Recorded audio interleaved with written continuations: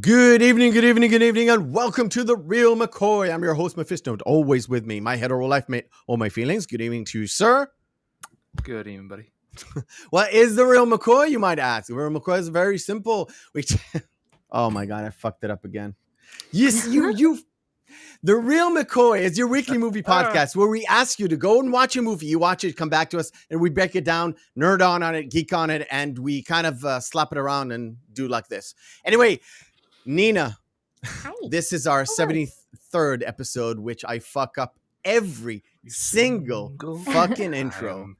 Hi to the lovely Nina Infinity. Hi, how you doing? Hi, thanks for having me on. It's wonderful to be here. I love movie reviews. I love movies, and V for Vendetta is one of my favorites. So this is a good one on November 5th. Yay. And remember the 5th of November. Yes, it's kind of a karma when actually all my feelings suggested. Yes, it was serendipitous. It was just like, well, it's the 5th of November. We have to watch V for Vendetta. I mean, come on. Exactly.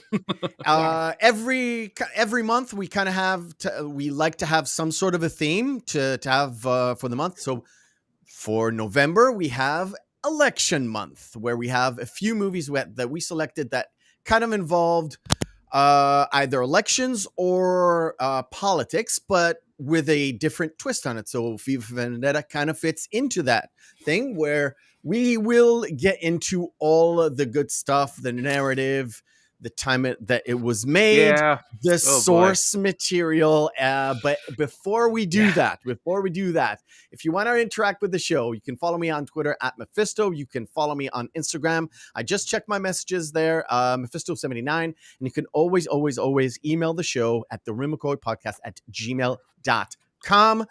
You must and you have to go to Nina Infinity and put a sub on our channel. You can follow her on Twitter at Nina7Infinity, and you can follow her on Instagram as well at Nina7Infinity as well.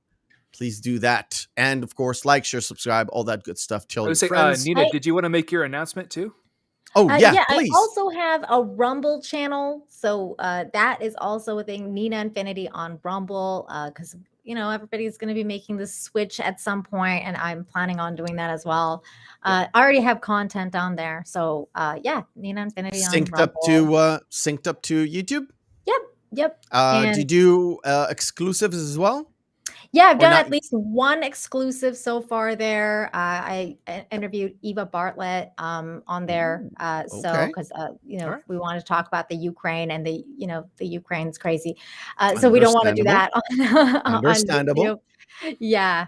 So there's exclusive content on there already, but we're going to be doing more. And also probably in the next day or so, I will be launching a cosplay calendar. So that will be cool. I'm going to send you the link once I get it, once it's live, and then you can. It will be in the description later on once it's live. Yes. Perfect. Awesome. Perfect. Cool. So remember the 5th of November, V for Vendetta. Let's jump into our first segment of the night. It is Behind the Screens. Production take 2.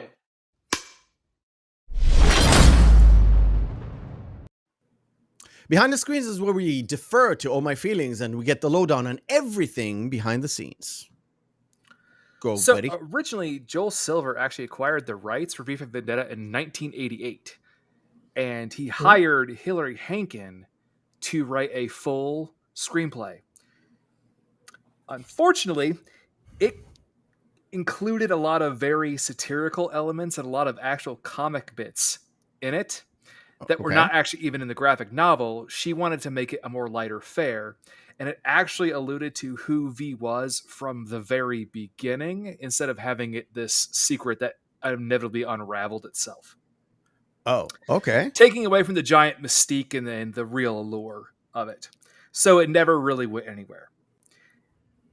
So fast forward, in the mid-90s, the Wachowskis wrote a draft because they loved Alan Moore's original graphic novel series. And they did finally do a full revisement after the post-production of The Matrix, the first trilogy, wrapped which is also where they should have stopped making Matrix films.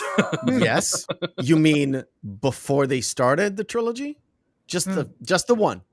Yes, just the one. Yes. So they set to then they adapted it so it was in the socio-political climate of the time, which was in the mid 2000s, where it was you can definitely tell the differential between the liberal and conservative agendas there. In short, the neocon Bush era Tea Party era. Yeah, that was just after the second time he got elected. Yeah, that sort of time. Yeah. Well, it was absolutely about the war on terror, and they even kind of referenced it in the movie a couple of times. Yes. America's war, as they said. America's war, America's Civil War, and all that. And which is so funny because it's completely the opposite of what the original graphic novel was about. It was about the juxtaposition between totalitarianism and complete anarchism. Yeah. I've never read the source material, so I haven't that's either. Interesting to me. I haven't either. Nina, I'm gonna have a lot of points. Nina, you know I'm gonna have a lot of points today. Nina, you know who Alan Moore is, right? I'm not the best. He's the guy who wrote Watchmen. Oh, okay, yes. Watchmen, he looks like a weird, he worked at the same recluse hermit with a fucking weird beard and crazy hair. Yes, I know exactly who he is now. Yeah. Speaking of Mr. Moore, Alan Moore was so enraged at the adaptation, he wanted to disassociate himself in any way possible. He refused to have his name on anything associated with the film. Yeah. Wow. No, he didn't even want the credits at the start. Yeah. Which he did get the credits from the start. Yeah, he did. I wonder why. Funny. Why do you hate it so much? Well, because it was just in stark contrast to what was in the graphic novel, just the inherent themes. Okay. And he's like, well, they took my novel and just Americanized it. That's what they did to it.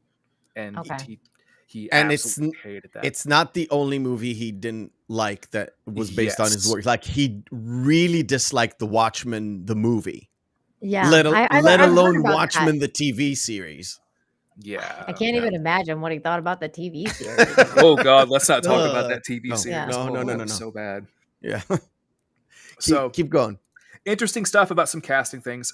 James Purfoy. I don't know. Do you know who James Purfoy is? Meph? I'm bad with names. Me and names? Well, yeah. I don't know. Have you ever seen the television series Rome? No. Few episodes. I wouldn't be able to. Amazing what was the guy's series. Name? James Purfoy. Oh.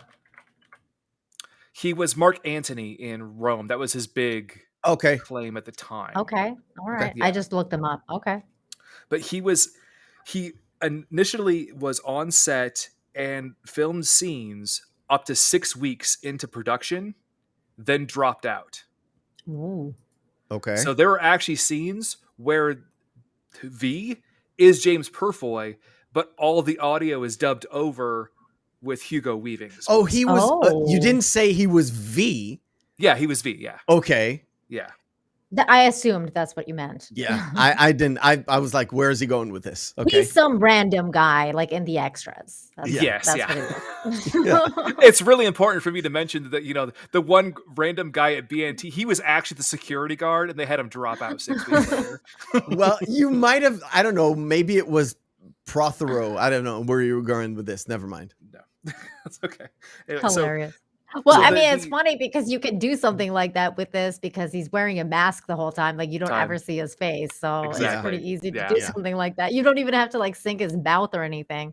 Exactly. And what's really funny about that too is they tried initially to have microphones put underneath on the front near, like you can actually see it in a couple of the scenes, especially in the train scene where they have the grate over where the mask is. Mm-hmm. There was actually a standard issue mic that was actually synced up there because they tried to do it several times below, then above. Then they went, forget it. We're just going to have you come in an ADR all your lines.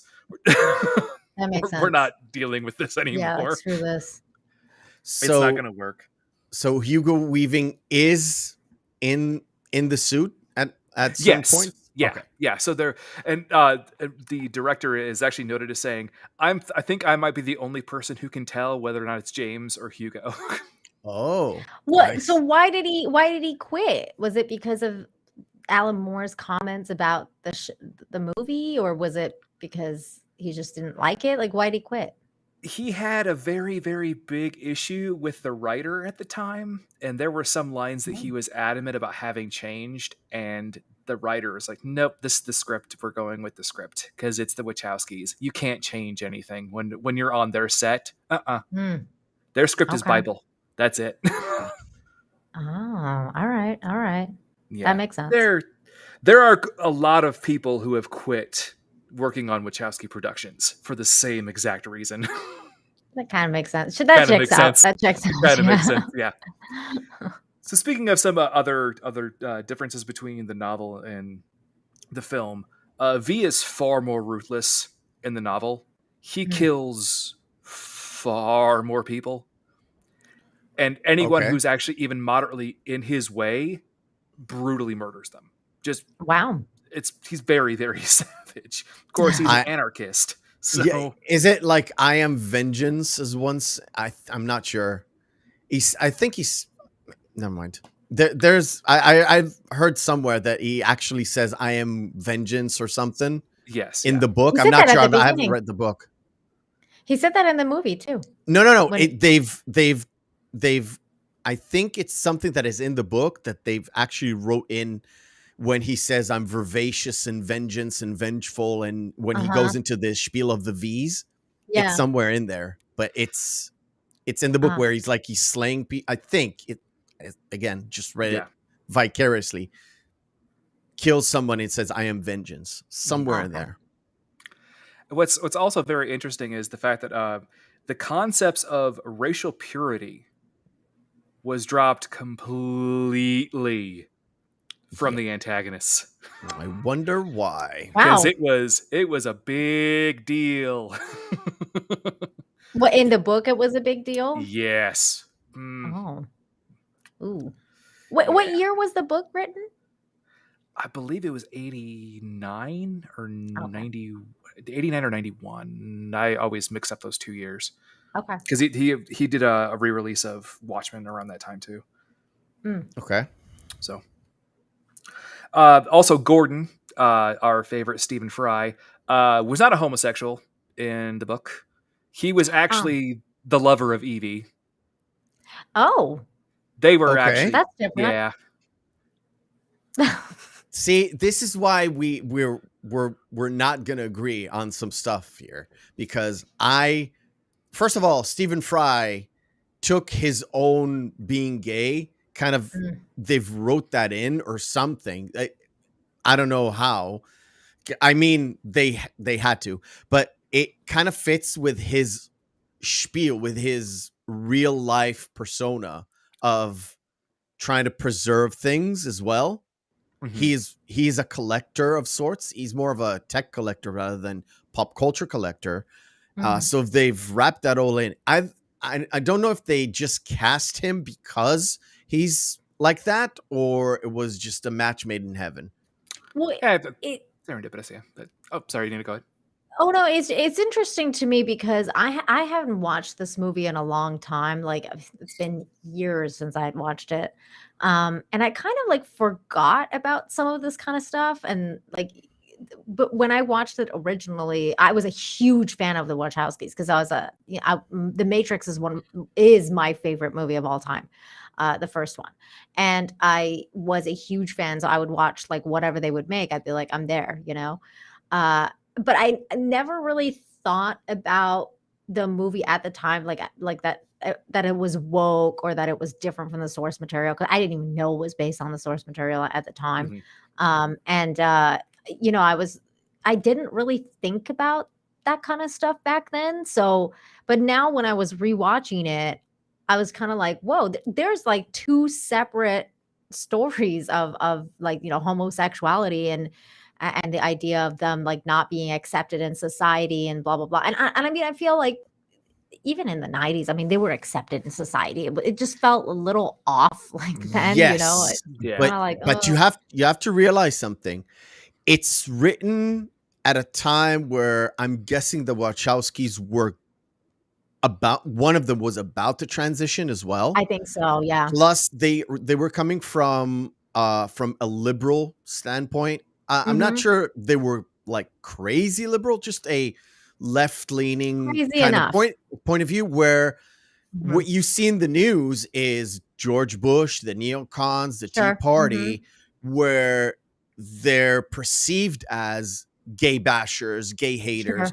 So if you take that group and you take it to the extreme right, where you take the right and then go full extreme, you're like, oh yeah, they were going to get against, well, I think it would have been more let's just say the normal suspects, the blacks, the Jews, the gays. Sure. I mean, I think it would have been more interesting even for the time, because we talked about how it was during the Iraq Afghanistan wars that this movie was made. It would have been more interesting to make it like a little bit more diversified in terms of problems of that society. Like they could have made a Stephen Fry's character, let's say a Muslim guy, and then had it so that, or even like an Indian guy or something like that looked brown and was being, well, that's the interesting thing is they wouldn't have had him in there, because if you do notice that they did stick pretty true to a lot of the subtext that was in the novel about racial purity, because a lot of like, especially when it comes to they radicalized obviously any kind of just religious fervor, which was really shown there, and a lot of it was shown specifically because how Gordon was murdered because he had a Quran. Yes. Yeah. And outside of that, you really don't see much diversity throughout the cast, and even in the Max Populi at the very end, in the crowd, it's almost ubiquitously white. There's a couple of just spots every now and then where you're like, okay, you can see a person of color in there, but outside of that, it's pretty much set there. Yeah, and I think that's a subtle way of saying we're not going to touch the racial thing, but we're going to show you rather than just tell you it's about racial purity. Yes.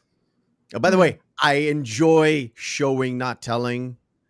Obviously, because it makes it makes you think, it makes you rewatch it, and it's like, oh, I'm gonna form an opinion on the first watch, and then on the second watch, maybe I'll change my opinion about certain things, and maybe it'll be a lot more interesting to figure out things for myself with the story. Anything else on behind the scenes? So a lot of more fun stuff. Yeah. Originally, it was actually supposed to be released on November 5th, 2005. Okay. Thus emphasizing their big tagline, remember the 5th of November? Yeah, delayed push. It being released in March of 2006 kind of loses a lot of the oomph. Yeah. Especially when you release it in Britain. Yes. While shooting at the Big Ben in Parliament, they could only shoot from midnight to 4:30 a.m. and only at 4 to 5 minute intervals. Wow. Due to traffic. In British London? British laws. That's crazy. Okay. Yeah. Okay. Other fun stuff. Bryce Dallas Howard, Scarlett Johansson, and Keira Knightley auditioned for the role of Evie. And they went with Natalie Portman, who does not have a good British accent in this one.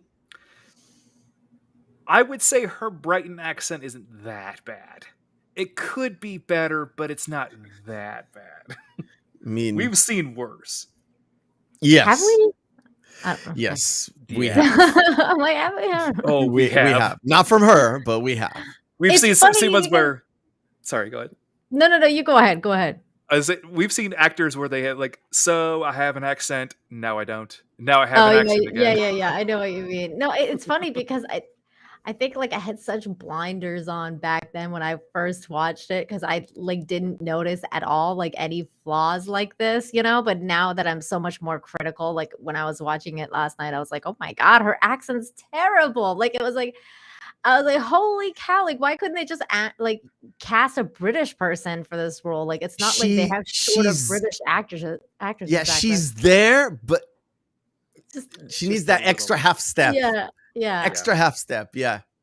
I mean, well, I they could wouldn't have just made it that she was American. Like, I don't understand why she had to be British. Like, why don't you just be an American expat living in Britain? Like, it's not like, I don't know. You don't have to make everyone British. Especially with all of the adaptations that they made, they could have technically done that with the story that she was actually, like, her family had emigrated from America to the UK because of given the strife that was occurring in America at the time. Even it's in the narrative already. They could have had it's already there because they talk about America's war and everything like that. So you could very well be like, oh, some people escaped. Yes. So some other fun notes. The costume designer only had 5 weeks. That's interesting. Because they did a really good job. That's really bad. Weeks. Wow, that's really bad. That really shows like how much skill they had, because then you see things like the Rings of Power and you're like, oh, wow. Yeah. Wow. Hey. No. I had to stop my reviews because it actually gave me fucking AIDS. I know, dude. I was watching, but I just I couldn't sit here and turn on the camera and talk for 10 minutes about how terrible it was. My favorite part of it was reviewing it with my friends and just talking shit. It's like, oh wow, this movie's. I felt the same way about the friends. I felt the same way about the live action Cowboy Bebop. I'm like, oh my god, this is awful. Dude. Tell me about that. This is so. God.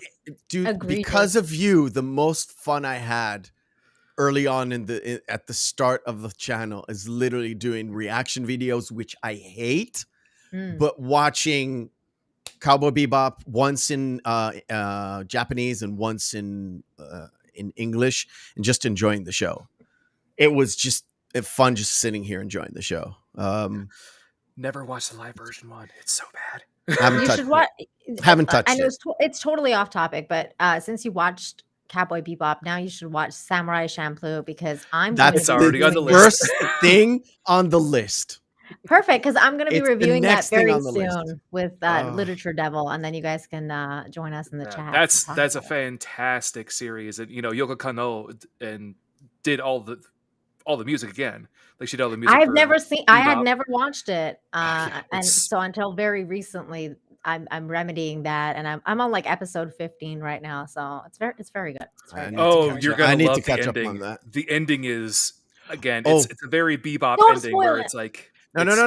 Don't. It's on the list. Back to V. Okay. Anything else? Lastly, like, Sutler's name was not Sutler. It was Susan. What name was they changed it to Sutler to make it sound more like Hitler. Really? Ooh. The Wachowskis had the subtlety of a hammer. Oh no. Okay. The last bit is definitely just box office stuff. $54 million budget, $132 million gross. 70 was domestic. What's funny is I told Meph this backstage before you joined us, Nina. This is the first time we actually had DVD and Blu-ray sales at a certain time. So in 2020, their sales for Blu-rays and DVDs was 58 million. So they made back their budget and then some just on DVD and Blu-ray. Wait. 58 million units? $58 million. Oh, okay. Yeah. Wow. It's something like 3.6 million. Yeah. That's amazing. That's a lot. That's a lot. It's a lot.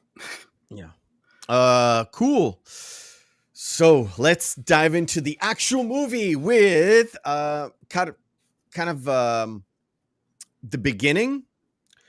We see first we see I would say Prothero is more like a Glenn Beck type of guy, Sean Hannity type of guy, right? Mm-hmm. Very, very much so. In fact, I mean 2005 Glenn Beck. Yes. Yeah, with the when he was with the chalkboard and he was going off on the fucking this and that and the war on terror and all that stuff. So that was the model, kind of. We got that in the background, kind of feeding us information about the world we're just getting into. And then we see Evie in the street getting harassed by fingermen. She knows she's supposed to go to Stephen Fry's character, right? She's going to go see is it Dietrich Gordon? Yes. Yeah, Gordon Dietrich. So she was supposed to go to him. She was late. She got caught with fingermen, and she was rescued by V. And I like the fact that she asks him who he is, and he says, ironically, it's kind of ironic to ask a masked man who he is. Yeah. And I think the only joke that really lands in the movie is said at this point. The what? When Natalie Portman, when Evie says, "So you're a crazy person." Oh yeah. Yeah. That was funny. Well, I thought this whole thing was funny, but like it had very humorous tones. Like this entire like monologue and how many V words he used. I was like, oh my God. 13 or 15. No, 48. It was a lot more than 15, dude. It was like every other word was a V word. Oh man. The only thing he didn't use was vagina. I was like, come on. That's true. Or vulva. Huh. Or vulva. So he's a misogynist. That's what it is, Nina. This whole movie is misogynist. And then it takes her upstairs to have a gander, and there's some music that starts, and the Old Bailey, which is I think it's the main court. It's like the Supreme Court in London. Correct me if I'm wrong. I don't know. You can kind of refer it to that. Yeah, here we go. We've got Paul Hartley. Here we go. We're at the time, yeah. That's fair. Yeah. Okay. And the whole building explodes with stuff, and we've got a fireworks in the shape of a V, and she looks at him like he is deranged. I think she even says you're a terrorist or something.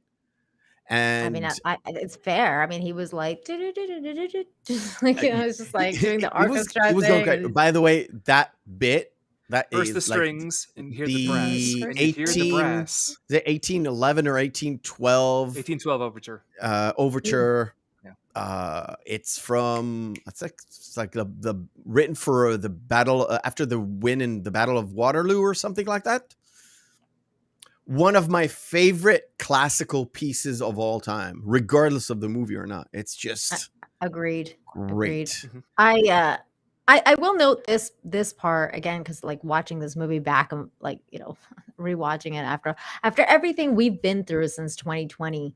I thought it was really interesting where they're talking about, you know, there's banned songs, there's this banned music, there's certain things that are just, you know, not.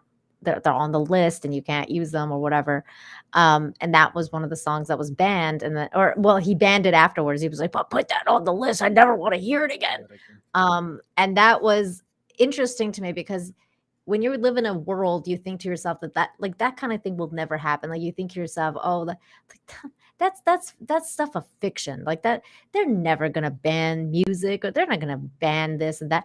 They literally banned singing songs. Like in 2020 they were like, we recommend that you don't sing in California. There's I rewatched this Sunday for the first time in a long time. My blood was boiling. Like I've seen the movie, I know what was going on, but the fact that a lot of the themes of the movie really fit the last couple of years was crazy. Astonishing, really. Up to the point where there's a point at the end where V is talking to the chief of police, and he said that one of the leaders, which is the Creedy, the black bag, he said he's a spider, and he was the one that suggested that we're not gonna refer to other nations as our enemy, but our nation is the enemy. We're gonna treat them as the enemy, our own people, yeah, our own people, and do that to like release a virus. Yes, the virus. I noted that too, man. I was like, virus to give us the edge. So they were going to. I remembered when I like back in the day. I remembered that they released it after just to get a better grip. They released it before the elections. Yeah. Then won the elections. Then blamed it a year later on like 3 terrorists, and then created this whole thing. So it's kind of like what happened where you got a virus and then not immediately totalitarianism, but gradually kind of easing people into authoritarianism, I would say. The idea is that they go very well into this, is the idea of the whole mass psychosis thing, right? Like they start, it's not a right away thing. It just starts from very basic things. And that as you go along, then you realize, oh my God, like that the fear overtakes you. And then you're just kind of like, you go in, you just give in to the fear. Well, society does.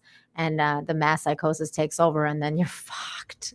That's it. And the thing is, they refer to the Old Bailey as, oh, it's a demolition gone wrong. Yes, we were supposed to announce it. Yeah, kind of going into the like sort of 1984 themes of, which, we knew this all along. The juxtaposition, as we know, John Hurt being in both 1984 and yes, and in this dramatically opposed roles. That's and the screen and everything. In 1984, he was the small guy, and here he is Big Brother, essentially Big Brother, kind of hiding away to be safe from from the people. Fun little factoid too, during John Hurt's speeches, he only blinks once in the entire film, because he's a great actor. Rest in peace.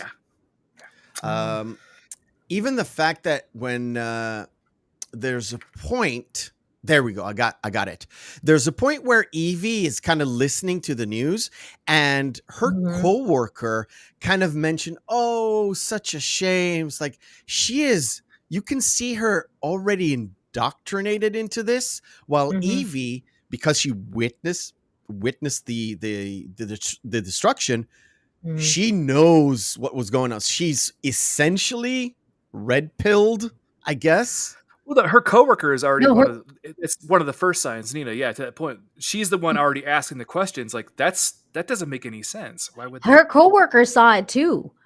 She was like, I could see it. Yeah, yeah. She was like, I saw it. It was blowing up. Like, and that was one of the things that, again, they were trickling certain situations. So to me, that was kind of like a juxtaposition of what happened on 9/11, because everybody had different accounts of what happened in those buildings, and that's what the catalyst was that set off the war, and what happened to us in our reality. Nina, are you saying that they were getting woke? No, not that. not in that sense. Not in that sense, but in a way, yes, because that's not what woke used to mean, right? Like woke used to mean something completely different, and in a way, so they were trying, like they were starting to wake up, but in that sense, like her friend had even noticed it, like was like, well, that's not what I saw. This is what I saw. It's a different character. One of the other employees says it's the same about the Old Bailey and what happened, and it's a different one. It's a different one, but yeah. So I believe that was one of the characters that was talking to the mouth, who is Descombe, or Peter from Coupling, as you would know him. Not Peter, Patrick. Patrick. Oh yeah, I love him. Have you, Nina? Have you seen the British series Coupling? No, I have not. Oddly enough, the series by Stephen Fry. It's very good. No, it was written by Stephen Moffat. Yes. Oh, okay. One of his first earlier work, and it is glorious. Like there's 4 seasons, but you basically need to watch only 3. The 4th one is just terrible. Oh, never mind. Yeah. It's about that's fair. It's about relationships, different kind of relationships. Okay, all right. It's kind of like a British Friends in many ways. It's not like Friends, but it's very much like good British humor. Okay, all right. Yeah. Noted. So 2 things happen in parallel. So they kind of, because of the Fingermen, they kind of, the chief of police is onto Evie, so they go into her flat and search for stuff in there. They also know that her parents were activists that were abducted and sent to prison and died. And along the way, we got a breach. And also the big news about her brother. Their brother is the big one. Yeah. That was the catalyst behind her parents becoming political dissidents. Yes. And along the way, V kind of breaks into BTN and has a full-on speech saying there's something, everybody knows something's wrong with this country, but we can't say it. And he admits to like blowing up the Old Bailey, which is completely, it kind of shatters the narrative. You know, you've got a show called Breaking the Narrative. That's exactly what V is doing, right? He is. He is completely breaking the narrative. He's using their own kind of emergency broadcast that overrides everything else to get that going and not have it interrupted. And he has this full spiel, and he gives out his like sort of ultimatum. In a year from now, 5th of November of next year, I will blow up Parliament to you know, open everybody's eyes to what is going on with our country, and mimicking Guy Fawkes in Guy Fawkes. They by the way, I kind of skipped over the Guy Fawkes. There's a small little intro of actually telling you what was the 5th of November of all about the plot and all that. And I think Guy Fawkes was a big callback to it later as well. Yes, which we'll get to. Yes, and but they do the major say thing about this too is the fact that V in himself, he leaves it up to the people to decide. Where he says, if you think that the country has done nothing wrong, you can completely ignore me, completely go on about your lives. But if you feel, as I feel, as offended and taken advantage of as I am by this government, then you can come out and you can join me. But the interesting part was he was going to blow it up either way. Yes, so at first he wasn't like, he didn't care. He was going to blow it up. But near the, like by the end, he changed his mind about blowing it up. He left it up to Evie. Yes, because he sort of like, I think he took like the libertarian kind of view to it. As in, I can give you the information and you will do with it whatever you like. I leave it to you. I'm going to leave it to the people rather than the authorities. He became more of a libertarian and less of an anarchist, I guess, because that's what anarchy is that you don't really give a shit. And that's why Alan Moore really disliked this, because he was really into anarchy versus totalitarianism. Totalitarianism, which is a little bit different from authority. Oh, me and words. Yes, thank you. It's your second language. It's okay. Words is hard. I feel you. Yeah. No, but it's funny though, because I don't, you know, I've never, as much as I don't like totalitarianism and all that kind of stuff, I've never been big into anarchy either, because I think that civilization needs at least like some set of rules to follow. Like you can't, like there has to be some just rules that we follow as people, you know, instead of just being like just full on chaos. There has to be some order to things. Wholeheartedly but, agree. You know, some people it's the same reason why it's kind of the same reason why pure egalitarianism would never work, because somebody wants something more than someone else. It's just innate in human nature. That's it's the way human it will nature. always be. Yeah. Yeah. Right. Before we continue, let's do a quick stop, and we'll do a first segment of the night. It is called Missing Marquee.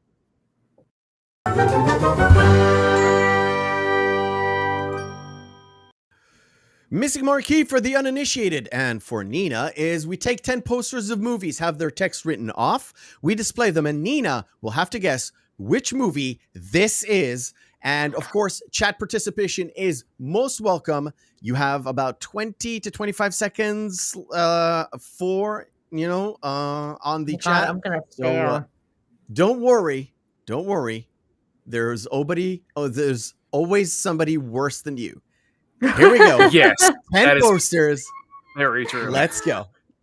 If you need me to punch in. Oblivion. No, not Oblivion. Oh, Arrival. Arrival, correct. Oh my God, I know this. Oh no. Awful movie.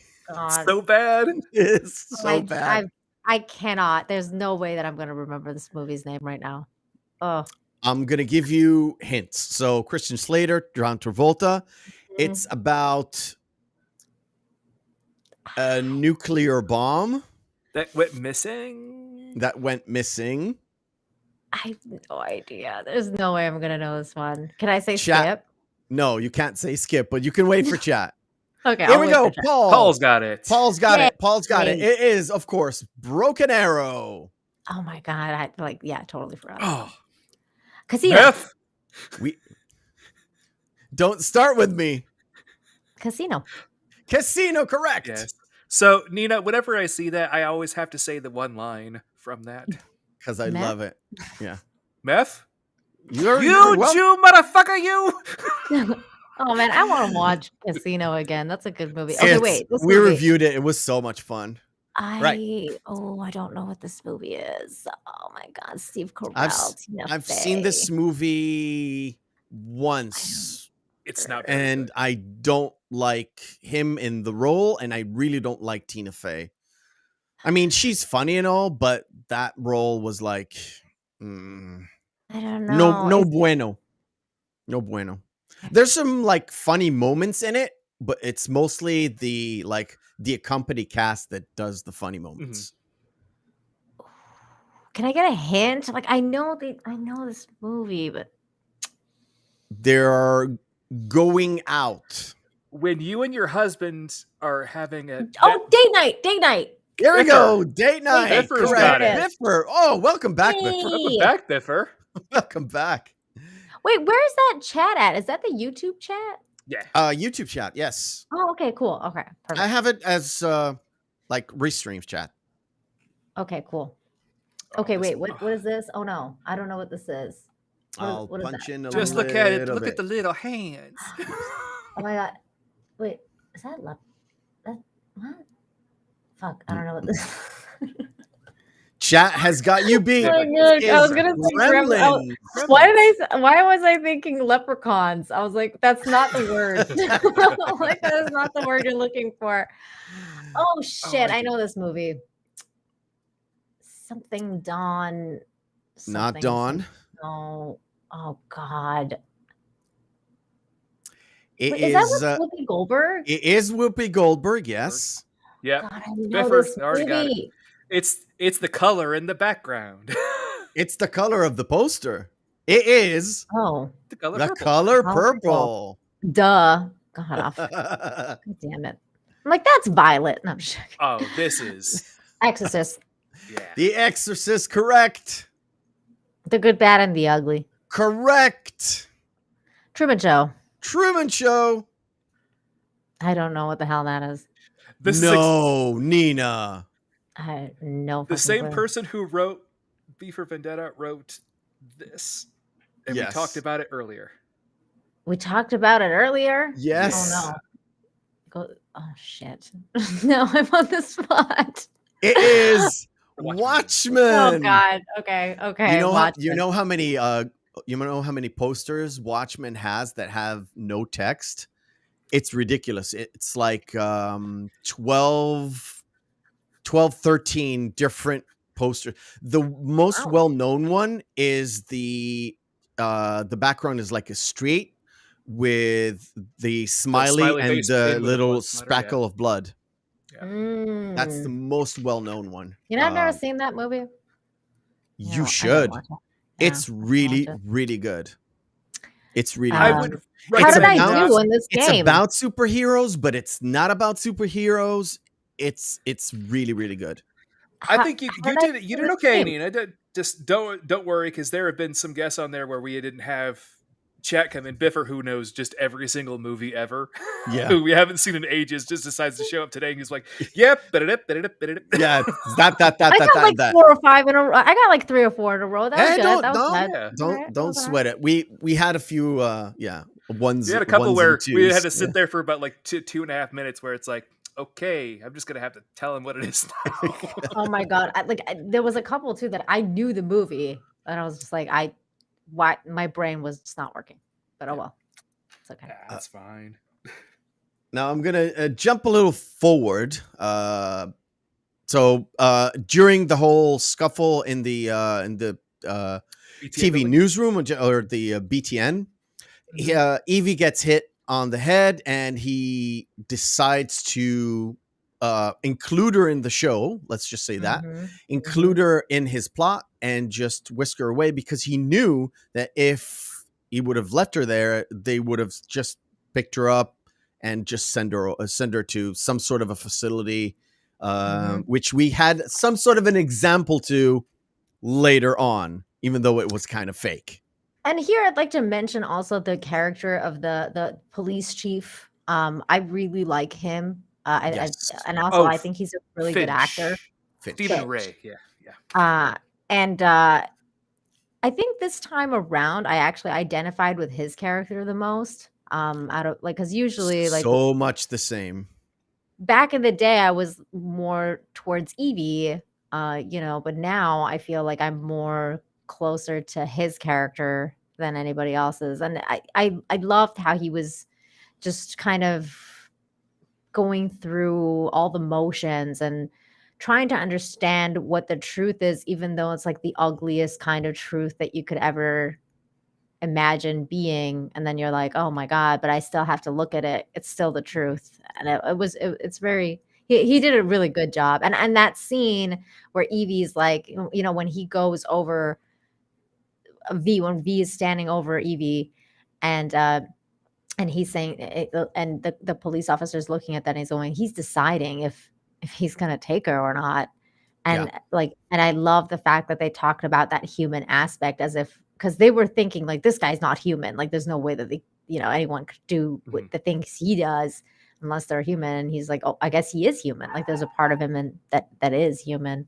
It's the whole point about being labeled as a something. He was labeled as a terrorist. So a terrorist is the enemy. So the enemy needs to die. The enemy can't be humane. The enemy, that's right. The enemy takes no prisoners. I like the fact that you touch upon the police chief. He is the guy who had the biggest transformation from side to side, where he was trying to be good for the country rather than good for the guy. Yes, I know. Please. What he's trying to do is he was trying to toe the proverbial line. Yes. Regime. He was going with the grain. He was going with the government, but while he was doing his own thing, he discovered something. And when he did discover that something, he had some sort of an epiphany, and he had someone to bounce off with, his like lieutenant or his second in command.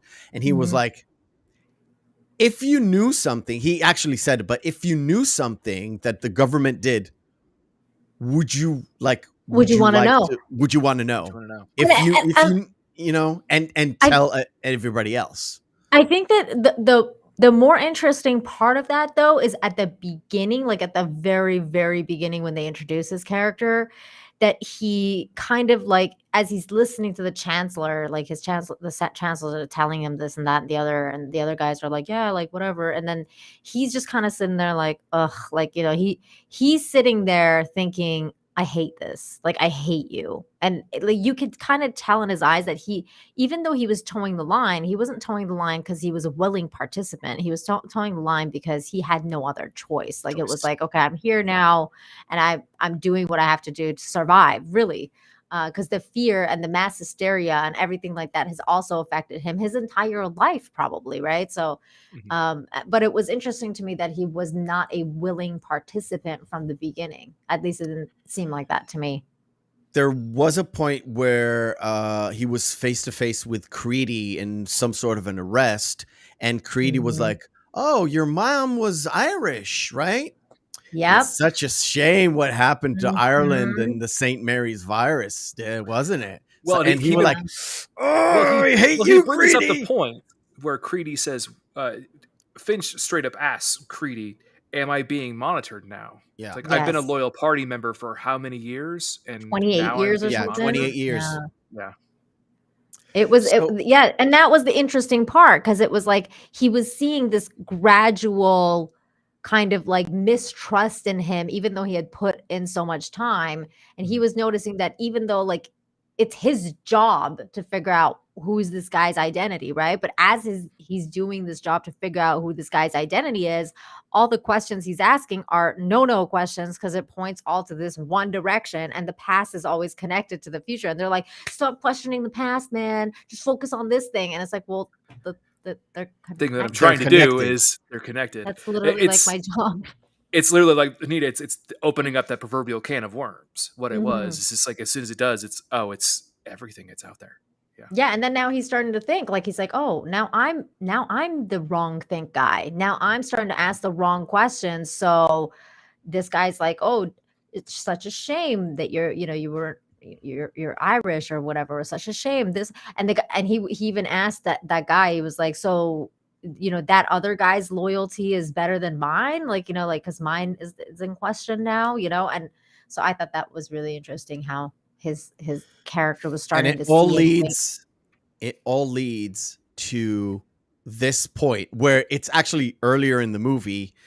The one thing that resonated with me, and you guys can tell me, is something that V says to Evie while she eats.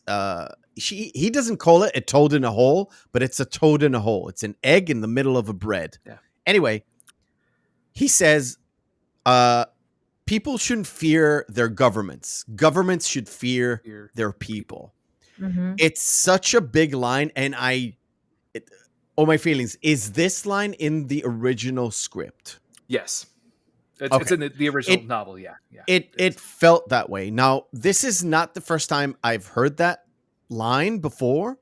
I'm guessing it's probably taken from somebody else. But recently, a lot of people we know said the same thing. Nick said it in a rant that he made into some sort of a clip that was really, really powerful. And he basically said the same thing, where we should not automatically trust our own governments. It helps to be in a place that you have a constitution that we don't have, and like Mexico doesn't have, and Canada does not. Well, it has, but actually Mexico does have a constitution. Well, it does have a constitution? Yeah. Really? It's a very, very good constitution. They just don't use it. It's actually better than America's, believe it or not. They just don't use it. They don't use it. Okay. So we don't have a constitution. Well, we don't have constitutional rights. Where you go fuck yourself. If you have any issues, you could just go to the Supreme Court and enjoy yourself. But this whole scene kind of sets up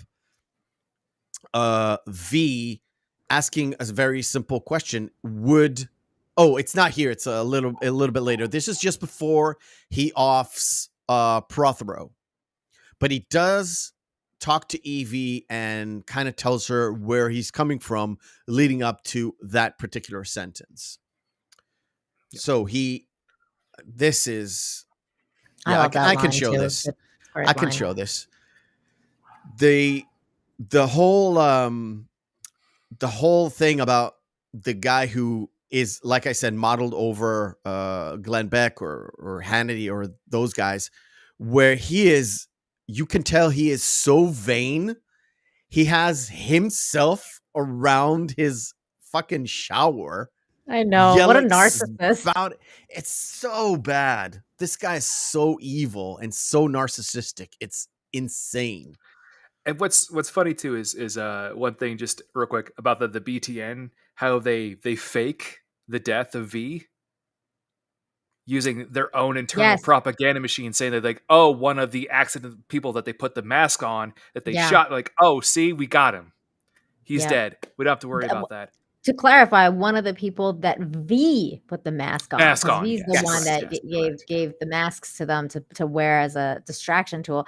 But just real quick, going back to the police officer character, the other reason that I really liked his character was because in comparison with Evie and how she woke up and how she got blackpilled, was different than how he woke up. Because him, to me, it was by choice. It was by the way of seeing things that it was just like, there's no denying your lying eyes kind of thing. Like the government's telling you to don't believe your lying eyes, but he's doing the research. He's doing the truth. There's no way that he can deny this. And if he does, he knows that he's going against his entire nature. Whereas with Evie, she was kind of, in a way, like, raped to do that, be she was coerced in the worst way possible. Yes. So in that sense, I didn't really like what happened with her character, because I felt like she had a kind of like a Stockholm syndrome towards V, because at the end, like, he was her captor, and he was someone that abused her. And I don't think freedom should equate to abuse, or like, I don't think one leads to the other. I mean, sometimes you need pain in order to become free. I understand that, like, in order for you to wake up, you need that pain, you need that shock, but it was forced on her. And I don't think that's a true awakening in that sense. Whereas it was with the police chief. That's very true. He had a much more of he had a lot of progress where he kind of discovered Lark Hill. Then he discovered that little red dossier with the notes. And then he discovered actually, he found out everything from after Prothero died. He found out about all of his past. He's like, did you realize that he was literally like the second richest man in the country? How did he become so wealthy? He was in with the pharmaceutical companies. Oh, I know. So many notes. I was like, shit. Yes. Scary. I'm gonna go like I said, he has that progression where he gets to, who was another person in the Lark Hill kind of thing? Well, it's a certain bishop that is like the bishop of the entire country. And then he says, well, Evie, during the conversation he has with Evie, he kind of says, well, Evie wanted to be an actress. So he sends her to be an actress and seduce. There's one bit. It's the mirror bit that I'm gonna have to bring up because it shoot, go. It's infuriating to no end. Because they got it wrong, and they had the mirror actually made. That mirror. Yes. What do you mean they got it wrong? The quote is completely wrong. It's actually misspelled. Oh no! That's bad. No way! Really? Yes. That's bad. Oh, no. That's so bad. Versum vivis vici, which it looks like, because it's V. Yeah. NIVER. SVM, universe. Okay. But in Latin, you can substitute V's for U's. But they add it so it's Ven Iversum, which is that's wrong. That's completely wrong. And also they attribute it to Faust. No, that was Aleister Crowley. Oh wow! Oh, interesting. Big yikes on the editor's part. Yeah, the cult, the people who like follow Aleister Crowley and the fucking craziness and drugs and satanical worship, and basically Aleister Crowley was an anarchist at heart, I think, right? Correct me if I'm wrong. He was a big anarchist, and he was just an anarchist. Let's just say a bit too early for the times. Just a little bit. A little bit too early for the times that he was in. So, and I would say too, the other thing that's interesting is in the interim, Finch does the proper thing. He goes to find the initial tax records because he's trying to do his proper investigative work. You know, as you mentioned, he's doing his job. Yeah, he is. Where do you find information that you can't find anywhere else? The archive. Tax records. Oh, tax records. Tax records. Because there's always going to be a paper trail. Yeah.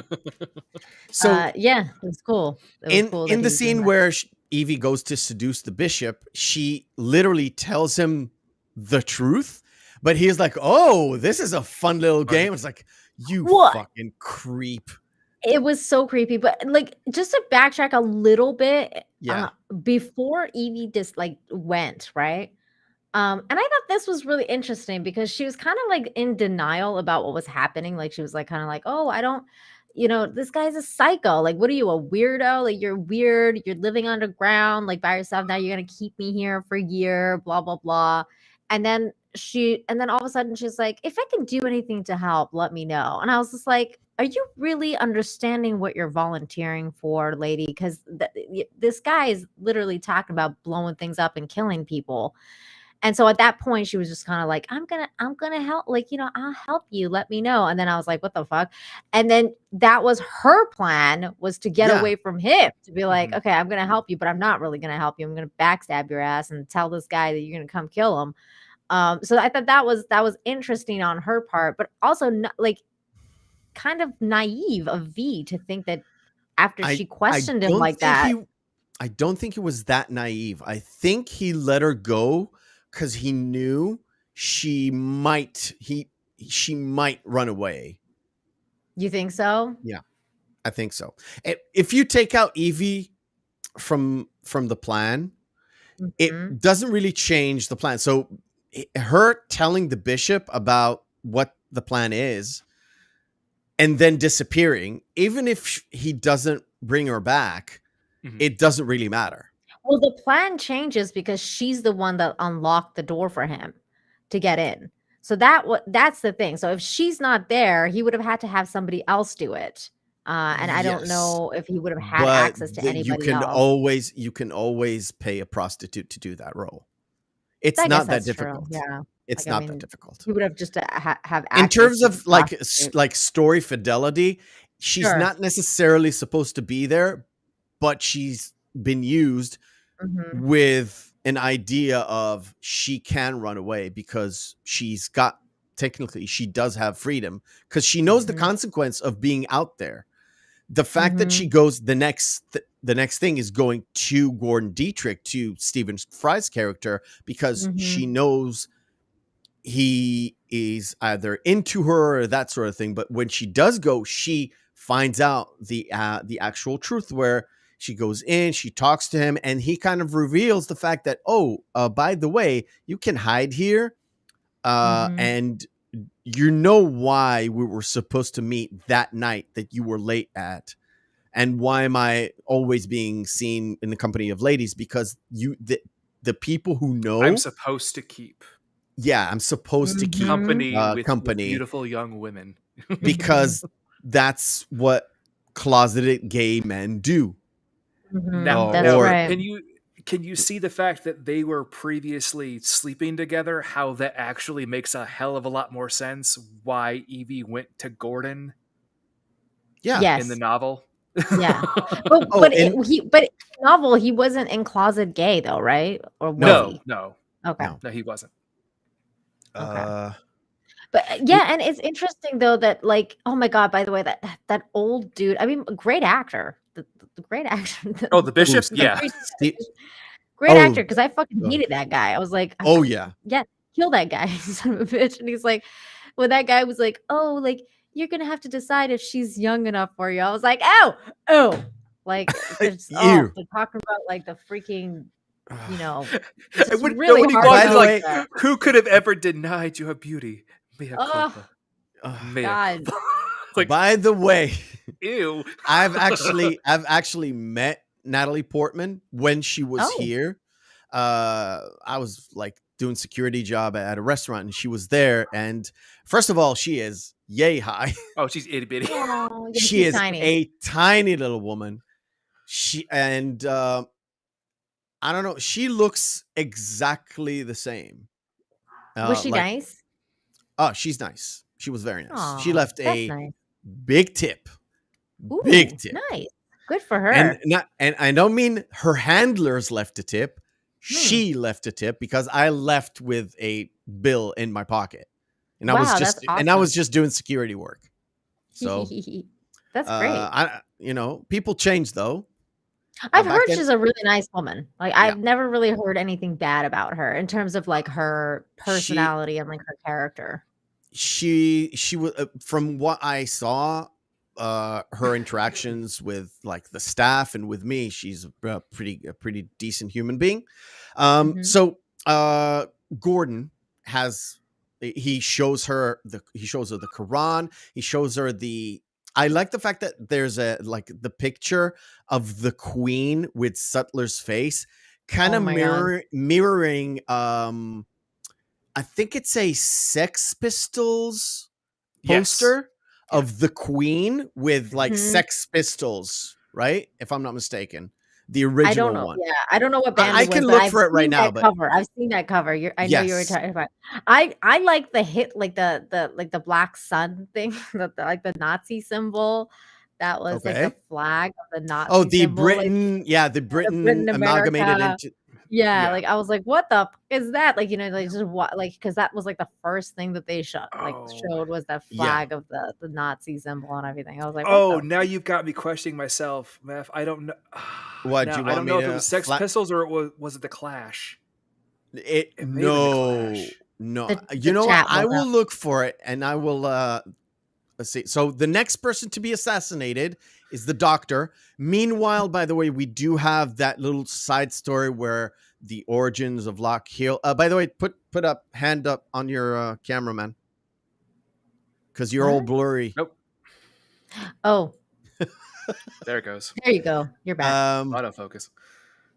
So he goes to kill the doctor, and the doctor receives a sort of a clean, quiet death. He even kills her. He says, I killed you before you woke up. Well, actually, that's how he had killed everyone else. Because if you notice, they mentioned the fact that like, oh no, this is the simple poisons. This is stuff you can get from over the counter. You can buy it at any drugstore. Yeah. Yeah. But he gave them all that cocktail. Yeah. But he came to Prothero and the bishop kind of face to face. And with her, he administered the drug before she woke up. And then she kind of step two, and then they have that conversation where he says, I'm not killing you. I'm not killing you for what you intended to do. I'm killing you for the stuff that you actually did. Because she was, trying to advance the science. I love that. She does show her disdain, but even in her own journals, she shows already remorse. And if you notice that she is the only one that lived outside of that facility that V went after that didn't profit or gain major political power from what happened from the events at the facility. I think my favorite line in that whole thing was in the end when she's like, "Can I still say I'm sorry?" Or is it too late to say I'm sorry? And he's like, "It's never too late. It's never too late." She died, and I thought that was there it is. It's Sex Pistols. Okay, what's Sex Pistols? Okay, I wasn't sure. I thought that was a really sweet thing to say, and in a lot of ways, though, it kind of reminded me of this whole amnesty thing that's going on right now, like the idea of forgiveness and the idea of like whether whether someone should forgive or whether someone, whether you should say you're sorry, you know what I mean? Because I don't want to live in a world where you can't say that you're sorry, or that you can't truly have remorse. Like I think that there should be a thing as second chances for people who truly have that remorse. But it's also very difficult. Like it's not something easy to do. And actually it's interesting because it goes with the same theme of like in the last couple of days I'm just watching some things, and you know how sometimes the world like just aligns. So the other night I was watching the episode of DS9 where Gul Dukat is the new leader of the Pa Wraith cult. You gotta talk to this dude over there. You gotta talk to Meph about that. Well, like I was watching that episode, and like at the very like start of the episode, I know exactly what you mean. It's been a long time. In the beginning of the episode, they were talking about whether you can forgive, like, because you know how Kira is a religious person, so she would go to mass, and in her mass, the person was telling her, like, the idea of forgiveness and forgiving your enemies, basically, because and that's a big theme, right? And like, so I watched that the other night, and then I watched this, and then meanwhile this whole amnesty and COVID thing is going on in the background, and I'm thinking to myself, like, I don't know if I can forgive some people. Like, there is definitely like that battle going on in me, where I understand that forgiveness is for you, and to understand that, like, there's forgiveness is more for yourself than anybody else. But at the same time, I get what V meant about, like, it's never too late to say you're sorry. That's okay. The thing about V, he's embodies the spirit of vengeance. And when you embody spirit of vengeance, there is no remorse. You can say you're sorry, but it won't change what's going to happen to you. Yeah, it won't change the consequence, but you can say you're sorry. The fact that the remorse is just, it's on one side, but on the other side, there's the vengeance. There's no, either you want to call it vengeance or you want to call it justice or executing the justice. It's the fact that I can forgive you, but you did things, so you have to pay.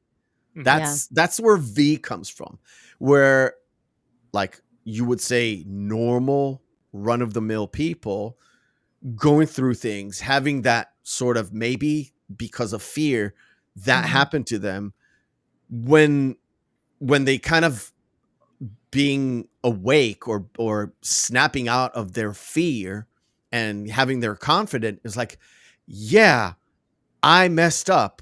I think I think I should apologize. And that's where the remorse comes from. Now, it happened to, I hate to compare it, but you have to compare it to what happened to a lot of the German people after the war. And I'm talking about after like 20 years, around 60s, 70s, where the kids that were born after the war is kind of like, what happened with this, with that? And the parents were like remorseful.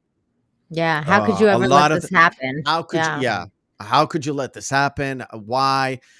And that whole explanation. It's a whole ordeal. Now, I do have like German friends that ask me questions, and that's like, I'm talking about like second generation 80s babies, that sort of thing, where it's like, how do you feel with me talking to us? Like, at some point you have to accept what happened and just move on. And with vengeance, that does not happen. That does not happen. All right. While Evie's some other little side notes to while they're actually talking over Dr. Sutridge's when she's talking about how her distaste for those the patients and everything, the mass grave that they're pouring bodies into, if you notice before, they show not only Evie's mother being transported in, but also Valerie. Yes. Oh, I didn't notice Evie's mother, but I did notice Valerie. Yeah, and in the mass grave, Evie's mother and Valerie are in the mass grave, but it just shows Valerie being dumped in. Yeah. I didn't notice Evie's I noticed mom, it this time around, by the way, because I noticed only Valerie, not Evie's mom. Yeah, that's what I know. The movie is worth a rewatch at least 3 times in your lifetime because it's so good and there's a lot of underlying things that happened. So Gordon, I think fueled from Evie or Evie's confidence, but you can go either way. It's just a theory.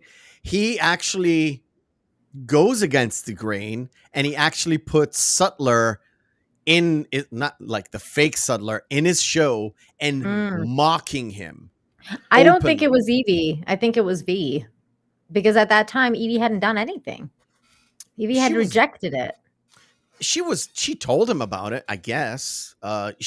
Evie was staying at Gordon's place at the time, hiding there at the time. Yes, hiding. And she was hiding also from V. Like she didn't like what was happening. So I don't think that it was she that gave him that courage. It was actually him and his message to Britain and to that world. I think it could have been. I think it could have been Evie recanting what V had told her, and V's current actions could have spurred him on. Maybe it was a combination. Yeah. So Evie telling him a story, but he could interpret it in the other way, where it's like, well, he kind of infers that when they have their own breakfast scene where he mockingly says like, well, underneath this chubby exterior, I am actually the ruthless killer. I am V. I am V. Yeah. Because he makes Eggy in a basket, which is the same as Toad in a hole for her. Yes. And I've never had that before. It's a nice way of eating eggs and toast. It's just I'm gonna have to make that one day. I made it for my kids and they were like, "Oh, Daddy, make it every time." I was like, not every time. Something special. God damn it. Well, and also if you notice too that V and Gordon start the conversation with Evie the same way. The same way. Yeah. The same way. Bonjour, mademoiselle.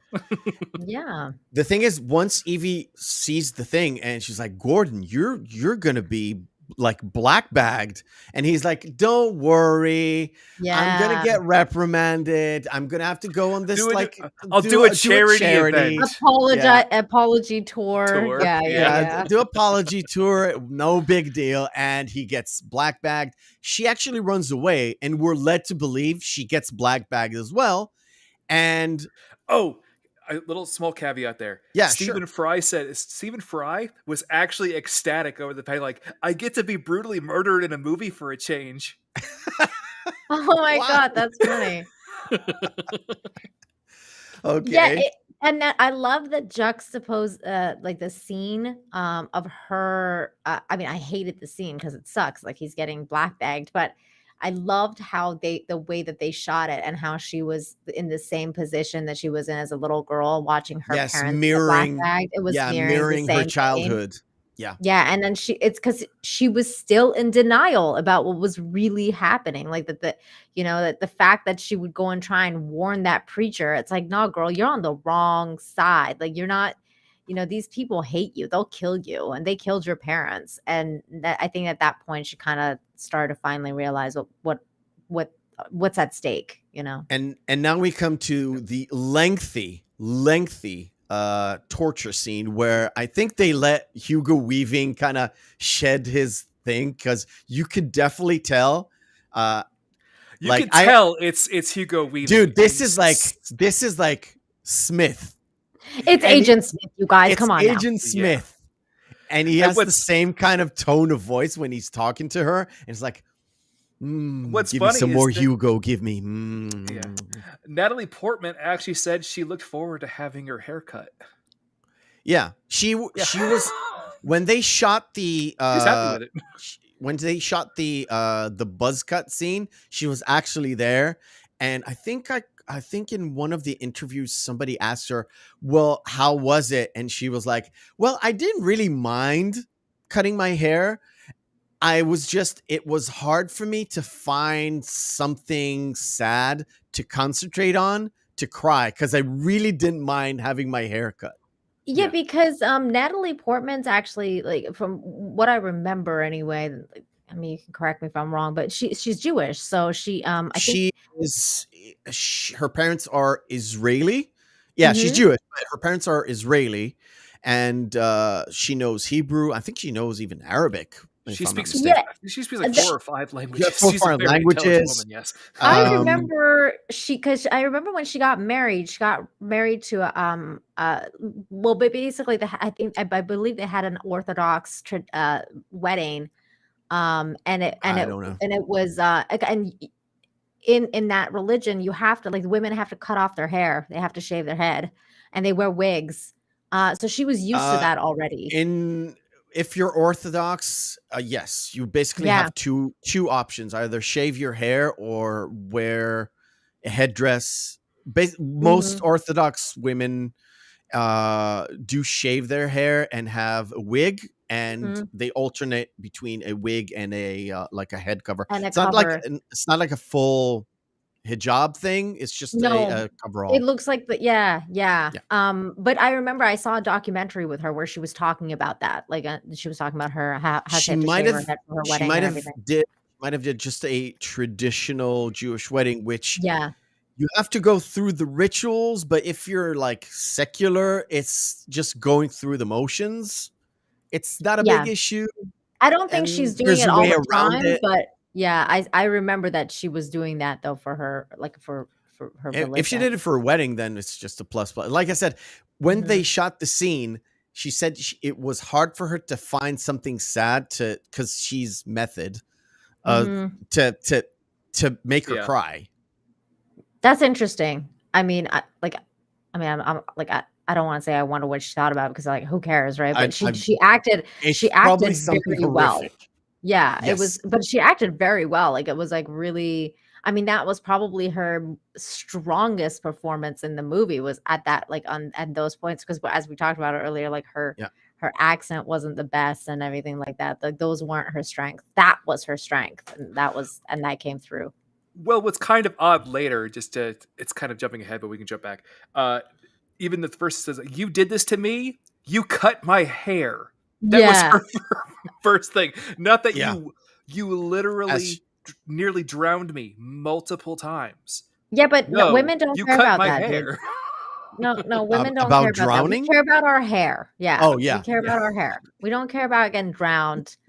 We're used to swallowing. You know, it doesn't matter. Okay. It's just we're fine. Like it's fine, but don't mess with the hair. Okay? That's another first on this podcast. We're used to swallowing. Last week it was our first VTuber. Yeah, that was cool. That's cool. Awesome. The one thing, and all my feelings, you can tell me because you know the source material. He mentioned when she comes out, he re-mentions the fact that her father said that artists lie to reveal the truth. He kind of like she said it to him, and when she came out from the torture chamber, as she discovered that he was the one that torturing her, she said, "You lied to me." And V says, "Well, your father said artists lie to bring out the truth or to tell the truth," which is like throwing it in her face. But it was very powerful. Was that in the book? Yes, but Evie's whole bit about how she actually becomes more of a disciple of V than anything else. I highly recommend giving it a read, especially if you enjoyed the film. Yeah, I would definitely get. I would like. But so that whole part was in it though, like right, like he did torture her and all that stuff. Okay, yeah, okay. And the whole point here is, for me, it was like, I did this to you, so you would have that moment of you will not be afraid. It kind of. You don't really get it at the time. If you watch this for the first time, you don't get it at the time, but you do get it when she faces off with that lever of, do I press it or do I not press it? And is it my own free will, or is it because V conditioned me, groomed me into this? Yes, I used that word. Did he condition me to press the lever because it is the right thing to do? Or did he give me a choice but he made me fearless. Was it? Did he take away my fear in order for me to do the choice in sort of a objective way? And again, it's very vague. They don't touch it. They don't say it is this. I think it's a little bit different in that sense, because I think she didn't decide until the very last moment where he came and he actually gave her that choice, because originally that wasn't the part of the plan. Originally his plan was to, make it back alive and set off the fucking train no matter what. But she changed his mind about being a full anarchist. And like when she called him a monster, that's when, because he was like, oh, they created a monster, and she's like, so you're a monster then? And like I think that's when it really hit him that, when I'm not a monster, and like, these people want me to be a monster, but I'm not. Like, I just have a point to make, and I'm making it in all the kind of like the wrong ways. I'm not going to bring people onto my side if I'm just killing people. He realized how extreme he was being in his point of view. So that's when he was like, you know what, this is actually, it's kind of like, it's your choice really, because this isn't my world, this is your world. And if you really want this to be a thing, then it should be one. And also it wasn't even just her choice at that point. It was the cops as well, like the police chief, because he made it there in time. He could have stopped her, but he didn't. He could have. Which is a very interesting point that we'll get to. Yeah. We're gonna get to it in a bit. I just wanted to get to the point where she's like, I'm leaving, and he's like, go ahead. Bye. Go ahead. Well, he said there are no more locked doors here. After he showed her Valerie's, well, this is right before he showed Valerie's shrine that he made, where he actually has all the roses. Yeah, that was a sweet scene. And they have the scene of they're basically dancing to a song. That's later. That's later. That's later. That's at the end. That's when she comes back. Yeah, because he asked her, if I can ask you for one last favor, can I see you one last time before the 5th of November? And here we come to the meeting between V, but what's important is there's a big lead up to this. Yeah, so, I know. So while we have the story of Evie, this is on the other side. We have the story of Finch. First of all, he's reprimanded for even reading Suttonridge's her journal. And that red journal. Sutler tells him, well, these are either fabrications of the terrorist, or they're just delusions of a woman who left the party due to mental illness. Mm-hmm. Yeah. And either way, you forget you ever fucking saw those. Saw this. Yeah. And it kind of rolls into, he goes into the archive office, and the archive office is like, we only have archives from this year, being like straight monotone. His partner brings him the 3 names, and they use that same scrambler, which, by the way, is just a laptop light. Which I know. They just changed the color of the lens, and they just like. By the way, it's scrambling all the data so they can't hear us. That's funny. Yeah, those 3 names are important, Meph, because they were the co-conspirators of Guy Fawkes during the original gunpowder plot. That thing I know. Yeah. Rockwood is the guy who is impersonating, and the other 2 names are the actual names of the co-conspirators of Guy Fawkes. So, like I said, there is a moment before they meet, or they think they meet Rockwood, where they do find out about, like I said, that they found out about the people who died and why they died, and Finch asks his lieutenant, "Do you really want to know?" Yeah. And it's kind of really powerful. And again, it just builds and builds and builds. And when they find out about who were the people in Lark Hill, they find that name Rockwood, and they notice, oh, he's still alive. Magically, he contacts them. And they go to it's not a shrine, but a memorial to St. for Mary's. the people who were killed in St. Mary's. And he lays down the thing where I said before, he talks about Creedy, he talks about the political thing. He gives us the sort of the timeline of how things happened. Mm-hmm. And we kind of discussed this at the start of the episode where we said, well, it's the Conservative Party, or more like it's not really the Conservative Party, but more of the even more right wing party within it that kind of took over. They were the neocons, really. Neocons, basically. Yeah, neocons. And then he said, well, that happened, and Creedy, which is the spider, said the country is our enemy, and we're going to discuss that, and goes over the steps that happened with the 3 terrorists that were blamed, and how everybody lives in fear for their safety. And when you sacrifice safety for liberty, you're no longer either free nor safe. It doesn't say that, but that's the implication. Well, I mean, in so many ways, you have to give it to Sutler. It's very Machiavellian, his entire scheme. Yes, I know. It's a little bit out there, but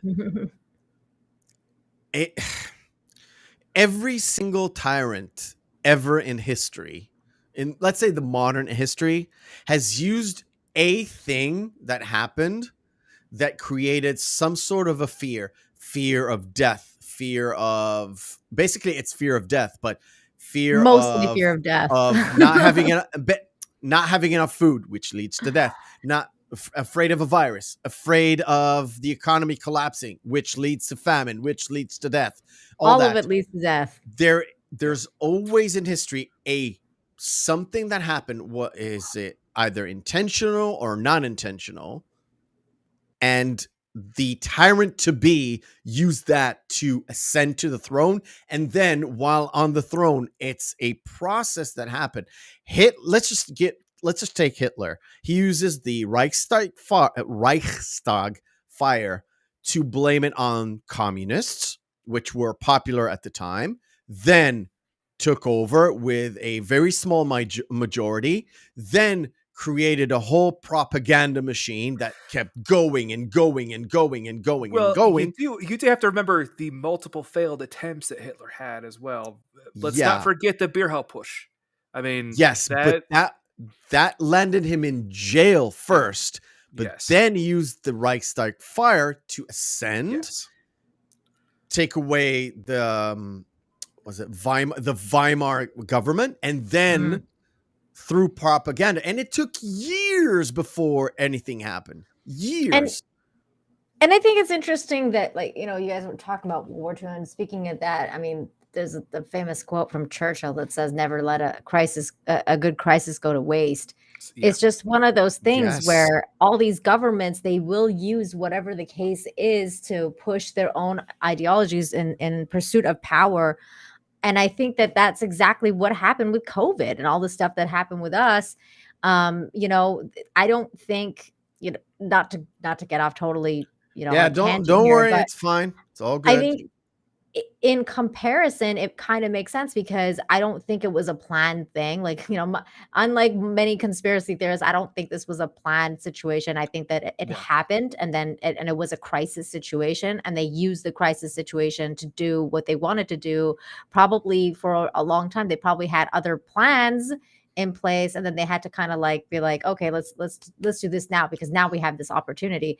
It's the same thing with like the streaming services, even if there's no conspiracies whatsoever, if there's no guiding hand, big plans, blah blah blah blah blah blah, the current governments of each individual country, and it doesn't matter which, because we had a right-leaning prime minister and parliament, and in the US it was basically right-leaning, but not really, because Congress was a little bit different. In Europe, it was all sorts of different places. In the EU, not in the EU, they just used that to implement whatever plans they wanted to implement. Exactly. Whether or not it was a good thing or bad thing, I think it was bad. really, really bad. Some It people was think it was good. disastrous. Yeah. I was Nina, to your point, what were you saying about streaming services? No, it was the same thing. And I'm saying it in terms of the streaming services, like how they had a plan to move everything to the streaming services and start releasing things on streaming services, but they didn't want to do it right away. And then like the lockdown happened, and then they were like, okay, we're releasing Disney Plus, we're releasing these things, we're doing it now because this is the opportune moment that we have. So like they're like, we're doing it now. So the powerful, they always have they have to have plan B, plan C, plan, whatever. Speaking of plan B, we're going to move on to our next segment of the night before we finish up the entire movie. This segment is called Screen Fighter. Round 1, fight. Screen Fighter for the uninitiated is we take two movies, pit them together, and see which one is the best one. There's no discernible difference between the two. Both of them are good. Both of them are bad. We fall into our criteria, which is Saturday evening, Friday evening, out with the girls, out with the boys, out with your significant other. We've got two movies in a vacuum. Which one will you pop in? We go to my favorite site in the world, flickchart.com, and we fight it out. The Shining or A Beautiful Mind. Nina, give us your honest opinion in a vacuum, just these two. The Shining, it's not even a contest. It's The Shining. Cool. Meth, you lose again. The Shining. I don't. I don't. This time, I'm going with The Shining. A Beautiful Mind is a wonderful film. First time that I've watched it. Dropped a little tear at the end with the speech. It got to me. I know it got to me. But The Shining is fucking fantastic. Nina, there's a little backstory there. We've done this again about 72 times, and The Shining has lost like 3 times. Yeah. Oh, it lost to Star Wars because I was the deciding voice. Well, I mean, which Star Wars? If it's Disney Star Wars, then like fuck that. No. Star Wars. What everybody called A New Hope. Okay. To me, it's Star Wars, 1977. Okay. Halloween, great. 25 Years of Terror. I haven't seen it, so I'm gonna switch over. There we go. Ordinary People or Blade Runner. Both. I've never seen Ordinary People, so Blade Runner for me. It's like a hard-hitting drama. Yeah, it's a really good movie, though. Oh. Yeah. Oh, I'm still going Blade Runner over drama, like sci-fi anytime, man. Blade Runner. I don't see any some sort of like situation that I'm gonna pick Ordinary People over Blade Runner. Ordinary People, it's for me. It's one of those Oscar movies where you should watch it for the story. To get a different perspective and a different story, not going all the way just one way, but watch once and say I've watched one it. And done. Mm-hmm. Yeah. So Blade Runner? Yeah, definitely. Next, Lost Daughter or Home Alone. I know that you have not seen The Lost Daughter, Matt. No. I've seen that movie. Is that the one with Olivia, whatever her name is? I don't know. I tell you what, I've seen Ben-Hur more than once. Oh yeah, I saw The Lost Daughter and it sucked. Don't watch it. It was fucking terrible. I would have picked Home Alone 2 on The Lost Daughter, by the way. Right, Ben-Hur or Home Alone 2, Lost in New York. Starring Donald J. Trump. Yes, it depends what time of year it is. Okay. I'm not like if it's fair. Like any time of the year, then I'll probably pick Ben-Hur. But if it's Christmas time, I'm picking Home Alone. Like there's no way that I'm not picking Home Alone if it's Christmas. Okay. Time. Okay. You gonna watch a little sociopath try to kill more people? Huh? Huh, Yes. Nina? I see how it Yes. is. Feelings? Kevin McAllister is a ruthless psychopath. That's all I gotta say. Outvoted. He did what he had to do. I was gonna go with Ben-Hur because Ben-Hur was the film that they actually had to put animals were harmed and killed during the making of this. And I didn't know people. that. And the people. I think two stuntmen died. Like for real. Wow. Like, you know the chariot run where they have the little spinny swords? That was actually spinny swords. Oh my God. That's when they used to make great movies. Yes. That's what you have to do now. Like, risk your fucking lives for us. That's great. Right. Cool. If we're talking about the classic Gone with the Wind or Billy Madison, both major classics. This is insane for me. Like, it's like, well, it depends on the mood. Like, they're vastly different films. This is why I love this segment above all other segments. It is an impossible choice almost every single time. Well, I mean, not every single time, but it's an impossible choice when you have a classic Hollywood classic movie, one of the best movies of all time. If you're talking about like, are you talking about Billy Madison? No, I'm sure. Yeah. What a true classic that will stand the test of time, Nina. It will. What are you talking about? It was the scene where Chris Farley takes his top off. That is correct. Yes. Okay, you know what? Fuck it. I'm going with Billy. I'm going with Billy Madison because nobody's got 4 hours to watch Gone with the Wind. So I love Gone with the Wind, but it's this once in a while thing, and I've seen it like so many times. But Billy Madison, I can watch like over and over, and it's like I can watch Billy Madison twice in the length of Gone with the Wind. Nearly 3 times. Nearly thrice. Okay. Feelings? Billy Madison? Oh no, Meph, you go first because I got a line to say. Oh, it's Billy Madison. Oh, definitely. I thought you were gonna go with Gone with the Wind. I've seen. Give a damn. I'm going with Billy Madison. I don't give a damn about Gone with the Wind. Scarlett can go eat a bag of dicks. I've seen the movie. I love that movie. I love that movie a lot. I know. I hate it. That's hilarious.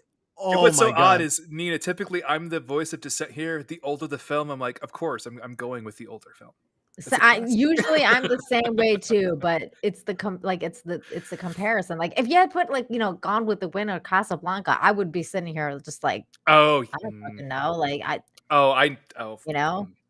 it's Casablanca. Like, and it's that's coming up because just the La Mosa E scene, just breaks my heart. Yes. So Billy Madison, because you're gonna get outvoted.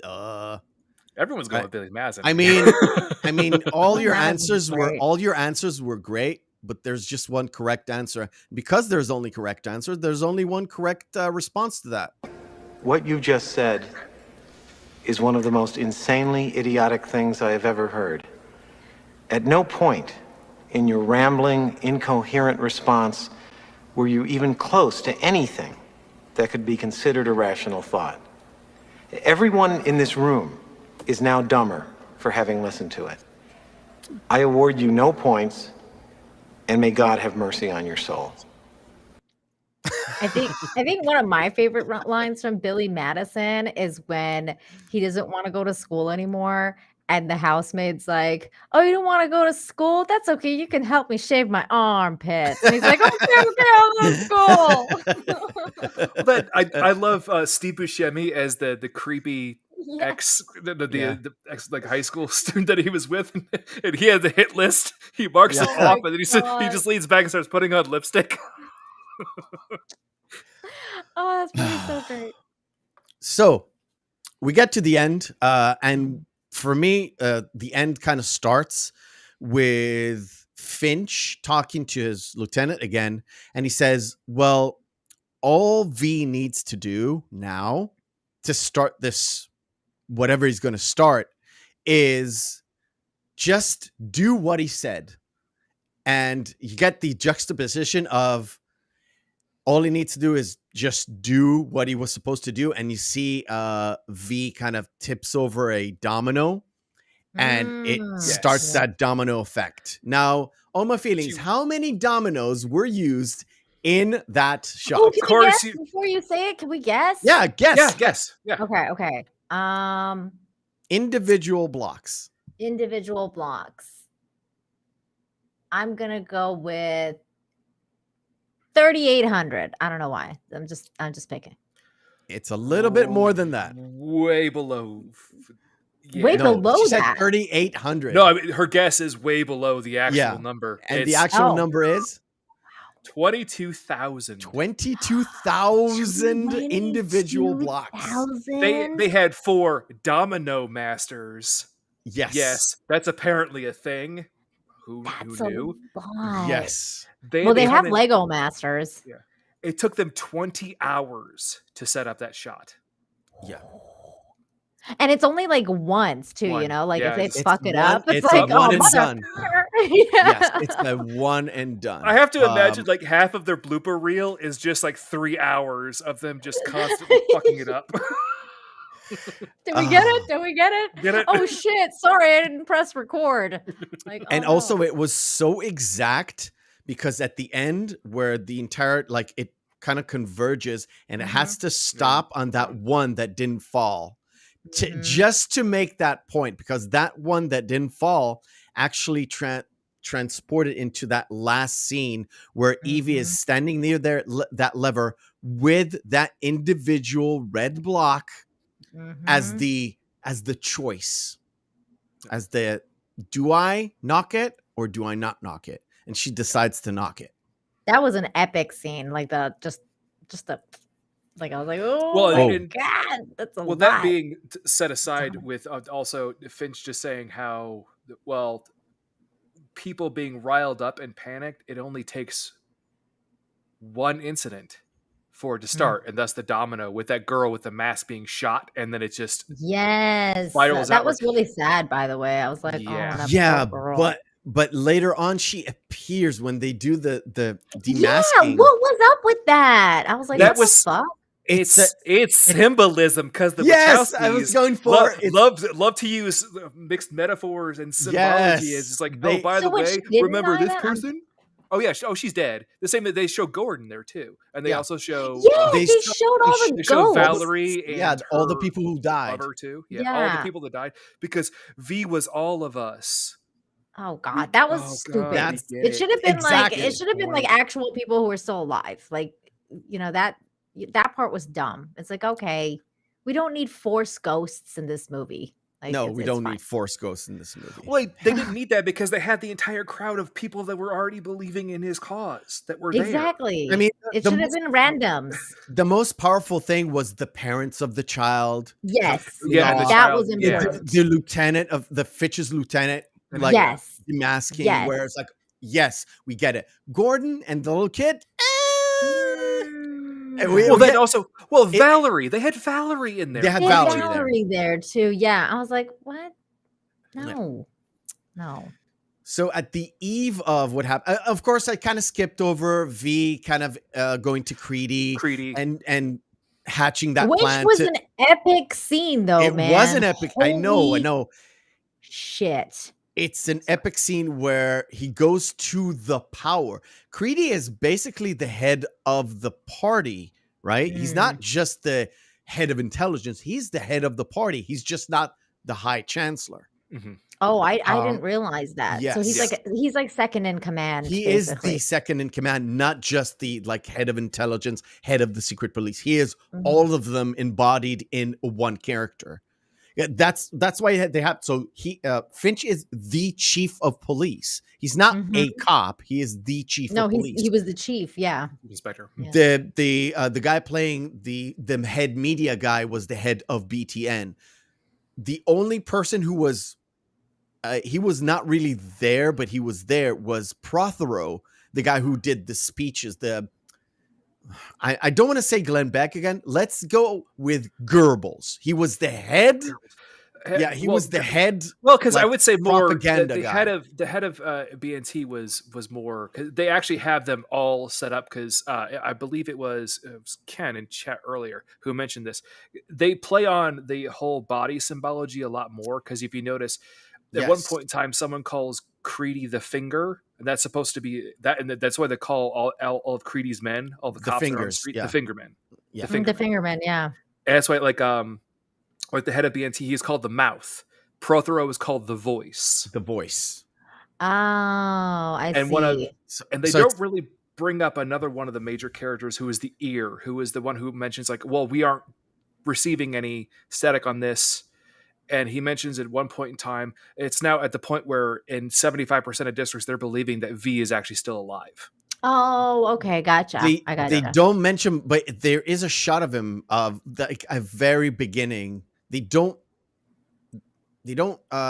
talk to him or anything, but he was the one that is activating those listening devices where Finch later on confronts Creed. It was like, am I being listened to? That's the guy who runs that. Yeah. So Evie goes to V and they have that little dance scene. There. Where she goes to him on the night of, where he says everything is the plan is in motion. There's no stopping it. You'll see all that stuff. And she's content, you would say. She is okay with it. Because they don't really talk about the whole time between when she left and came back. It's sort of up in the air of where she was. I think she says she does hiding. Mention the fact she got a fake ID. She got a fake ID, and she managed to worm her way in on like staying alive. And she does mention just a story of she ran across a coworker in the checkout line at a grocery store, and she dropped a bill, and she was terrified, but she didn't even recognize her at that point. Yeah. And she's like, "You really changed me," and blah blah blah. Again, I was having a little bit of a hard time with that because I was just like, "Oh, girl, like that ain't true love. Like you just love your captor." And like I kind of understand because like he did free her in a way, but that was oof. I don't know if I could love someone who did that to me. I don't know.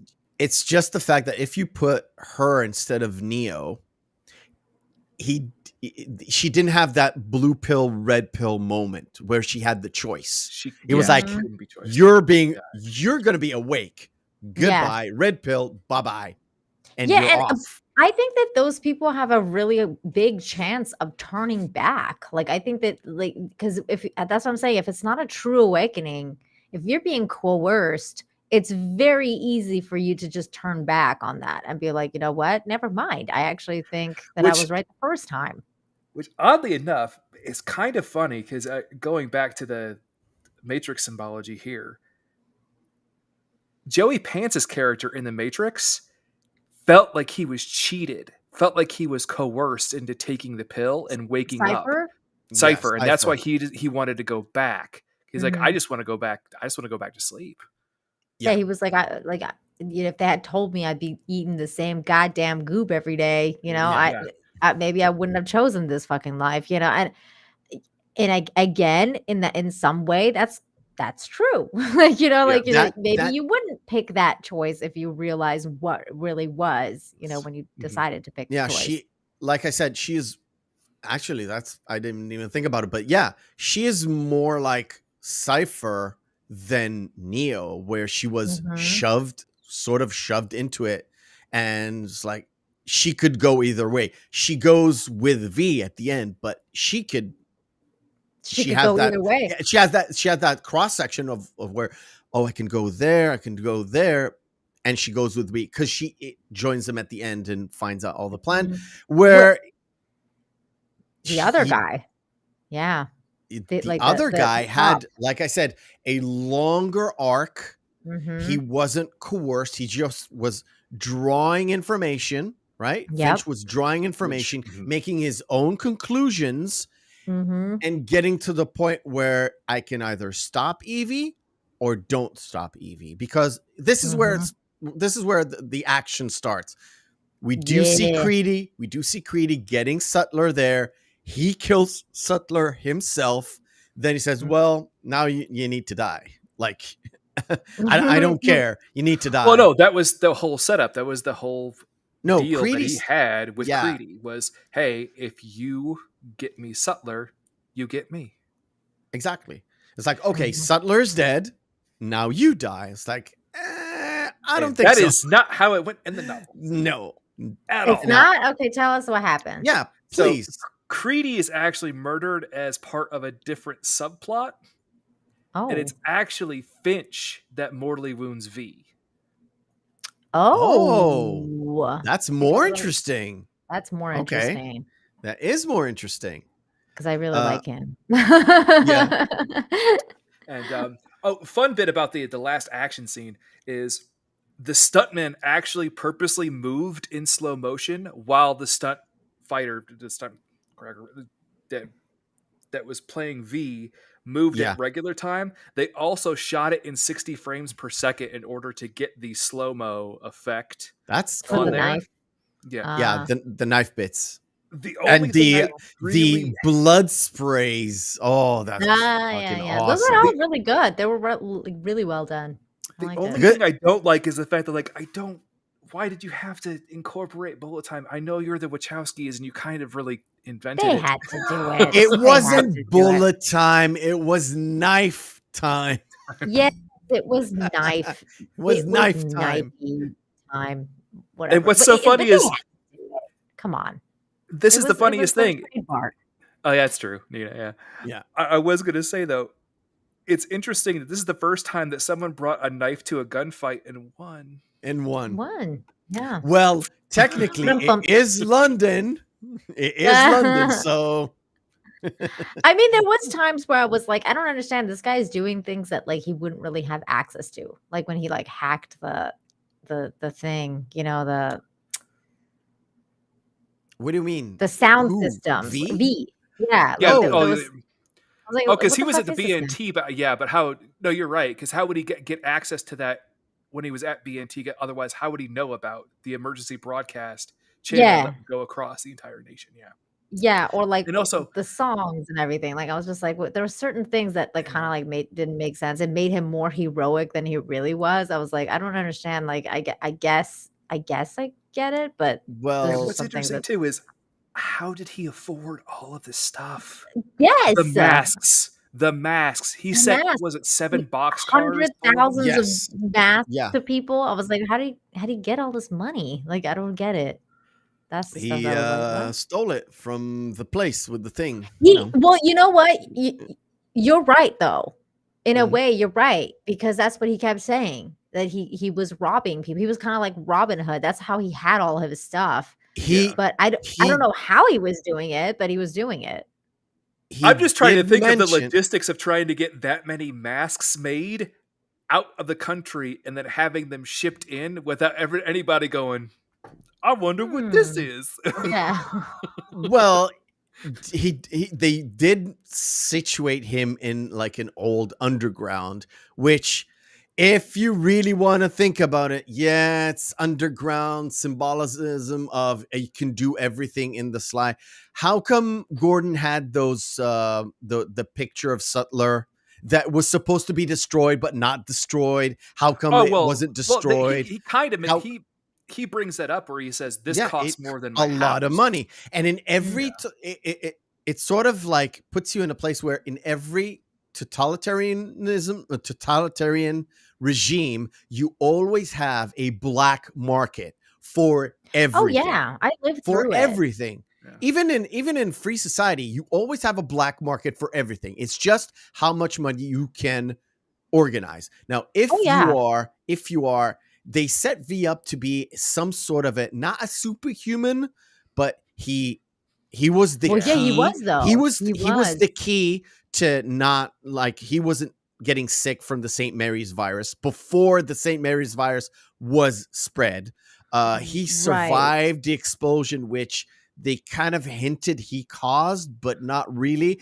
In the book, did he cause the explosion? Yes, and Okay. the novel, even the film, actually really just alludes to the fact that he's the one who did it, and also they state the fact that it was his blood that made the virus. Yes. Oh, Yeah. He was the cure and the key. That's interesting. Yeah. Like I lived through like in Iran where movies were illegal, like Hollywood movies were illegal, so we went underground to get our movies. So I like there's always that kind of thing, like for sure there's always the underground that will come out to give you that stuff. Now I think it's interesting though that he got like hundreds and thousands of masks delivered to people's houses. I was like, did they have Amazon back then? Like, I don't understand how he got that many. Like, I was like, it's supposed to be of these things. Like, what the fuck? It's supposed to be like 2030-ish. In terms of in timing. The future, right? That's right. Yeah. It's supposed to be 2030-ish. Yeah. Well, see, Nina, that was my big question where it's like, how could he get that many made and transported in and delivered successfully without there being a paper trail going right back to him? Yeah, movie in magic. Some way, shape, movie or magic. Form. That's okay. Yeah. That's we'll forgive that. So, we'll forgive it. It's fine. So he goes out limping and, bleeding, even though he did have some sort of a protection, but you can tell when he took it out, it was full of holes. Mm-hmm. So he's hobbling away, meets Evie, and Evie kind of sets him apart, and he says, I'm going to give you the choice. That's where he says, I'm going to give you the choice of actually pulling that lever. They mentioned the lever before he goes to Creedy. He had already given her the choice before he left. And Evie, that's when Evie asks him, well, we can just leave now. Because that's why he showed Evie this, because I'm giving you this as my final gift to you. Mm-hmm. I'm giving you the choice. Mm-hmm. I just want to give one little shot because it looks great. Mm-hmm. It just looks great. It's like, it's the movement. It's la révolution. It's it's really nice to see. It's a powerful shot, and it's also a powerful shot of like the soldiers are aiming towards the people, but because there's no final command, there's no head honcho to tell you, okay, shoot the protesters. No orders being given, then everybody just stands down, and there's no violence between the protesters and the cops, right? Because there's no dictator to give the order. Yeah, and it shows that that's what we need. Like we need people like in mass to come out, because even if they when they do, it's going to be really hard to give that order to shoot especially your citizens. Especially when they're coming unarmed. And just walking.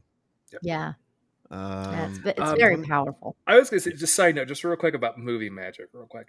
One other point that I found really just kind of just stuck in my craw that just annoyed the hell out of me is the fact that they said that entire area of the tube had been shut down and blockaded off for however long, right? Yeah, for years. They said years. They don't mention which area. How long. What? The whole underground. Yeah, the underground has been sealed off. Yeah. Okay. It had been sealed off and completely shut down. Why is the electricity still working? I think he had fixed those things though, because he could live. He said he had laid down tracks, but if they would still be on the electrical grid in order to get enough power to power the train. So they would know know that area is still active. Unless he's on an external generator. That'd be one hell of a generator.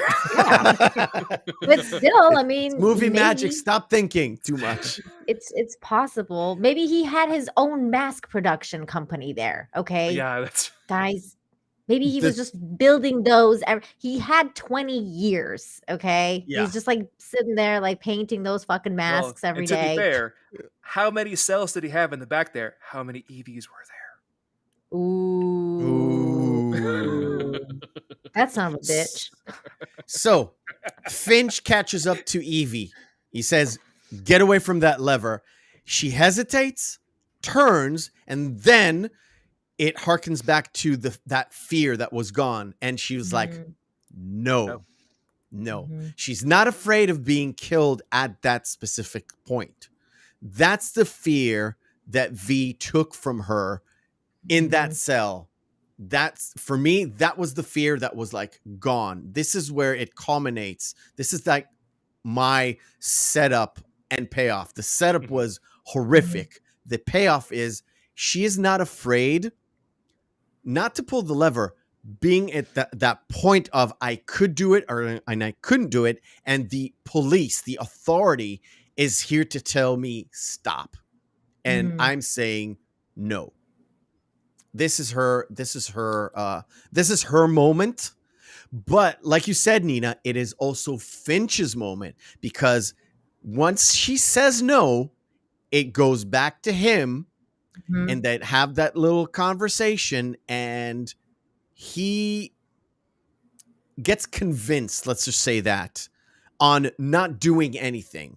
His choice is do or not do as well. And by not doing, he lets her do what she chose to do, which is continue V's plan and just explode the parliament. I think in some ways, like for me, the moment came that she had lost her fear earlier was when she walked away the first time and she left him. Because like at that time, like she before in the movie, like you could tell she was like afraid, she didn't know what to do. She was scared just to be out 5 minutes past curfew, like, and she was dealing with those thugs and like things like that. And I think that's when she had, like, when she lost her fear and she walked away from him. At that point, she didn't care about the being captive anymore. She just wanted to go.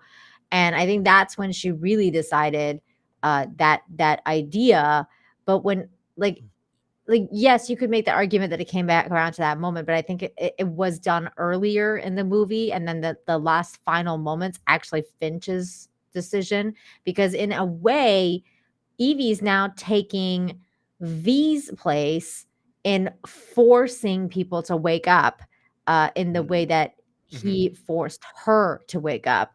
Because if she decides to make that decision and force people to wake up, to blow up the parliament, that's what he did for her. So and then like I guess Finch is just letting that happen, and like as if it's time. It's because I mean he look at what he's seen throughout his investigation, right? And he's like, oh, we can't we can't let this shit go on.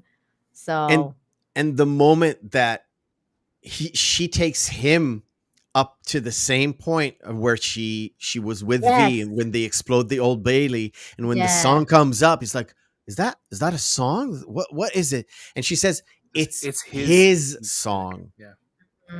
It's his song. And that makes that oomph, that whole scene, kind of connection, the emotional connection between them and to the cause. Let's just call it the cause of V, where everything explodes. And of course you got that little that V with the spark the fireworks at the end. Fireworks. God damn English. God damn. I was gonna say, Meph, I know you are so much of a sucker of setup and payoff, so I'm like, Meph is gonna love this. I just know it. It's a small little series. Like for me, it's one of those things where it just makes certain scenes pop out. It's like, yes, that was that's like, how I in felt. Minute 27, and now it's in minute 105. Yeah, I get it. I get where you took me on a ride. That was the start. That's the end of that particular ride, and there it's some of it. It's like small little series of setup and payoffs. And some of it are like long game, and here it comes to the end. His song is literally from the start, where it's not an obvious setup, and it's like it's his song. It's his kind of calling card. His calling card, and she's just paying it forward to Finch. And like it's very similar for me, and funnily enough, it's song related because music has such power, right? It has this power to make a movie even greater than it was. And like I recently saw a Train to Busan. Yes. Have you guys seen that movie? Mm-hmm. It's on my list. I haven't seen it yet. Oh, you I haven't just seen don't. it. So I I'm don't not like. going to spoil it then. I don't like. I'm I don't not like spoiling zombie it. movies in general. I don't either. I hate zombie movies, but I finally watched it and I was like, this is probably the best zombie movie ever made. Feelings. He's been my guide and coach on like Korean stuff and getting me to see other things. I'm like, I got him to watch I Saw the Devil, Nina, earlier this year, which was I've never seen that. I've never seen that. But I can tell you it's a Korean movie that is beautiful. It's good. Okay. It's really good. You're gonna have to watch A Train to Busan because they have a really, really good setup too, and it has to do with song. And I know you know what I'm talking about. Mm-hmm. But my God, that got me. Like I was like freaking. I'm gonna watch it. Definitely. So good. I'm on a rampage of movies that I needed to watch. Mm-hmm. And it makes my day. I try to watch a movie every single day. Lately, like the last couple of months, it's been really, really good. I wish I had the time to do that. I know. I have a job that allows me to do stuff. It was so good for a long while. I actually was able to stream gaming from work with a little nice. with a little like button microphone. Oh, that's nice. So good. Now I'm just lovely. Like watching movies, doing edits, preparing the show, watching stuff critically, which is sometimes being stopped, go back, run forward. Yeah, it's just makes my life so much better. Right. We are at the close of the show. So at the end of the show, I try, if I do my edits correctly and if I don't waste too much time at work, we have a short version of V for Vendetta. So I will put it up. Okay. Let me go into cinema mode. So for you guys out there and for Nina and for All My Feelings, this is the short version of V for Vendetta. Here we go. The short version. My uncle, he's very sick. Oh, sick uncle, is it? Observation. I'm merely remarking upon the paradox of asking a masked man who he is.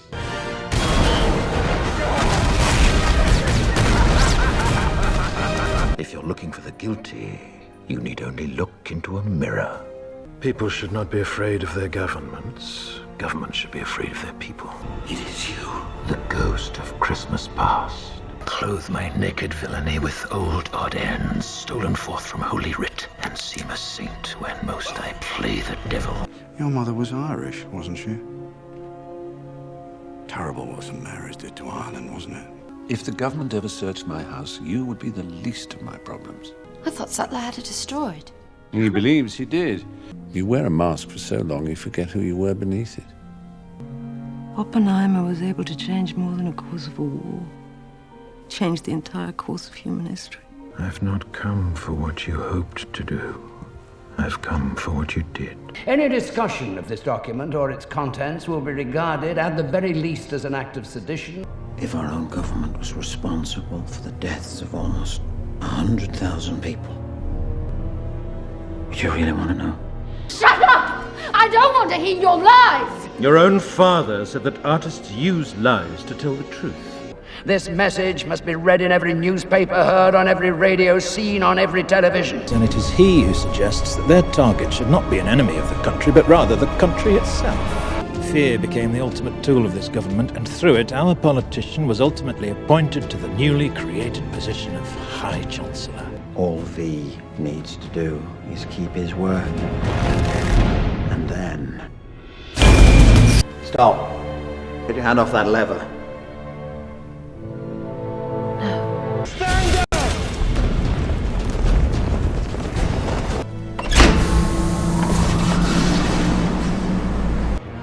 Yes. His music.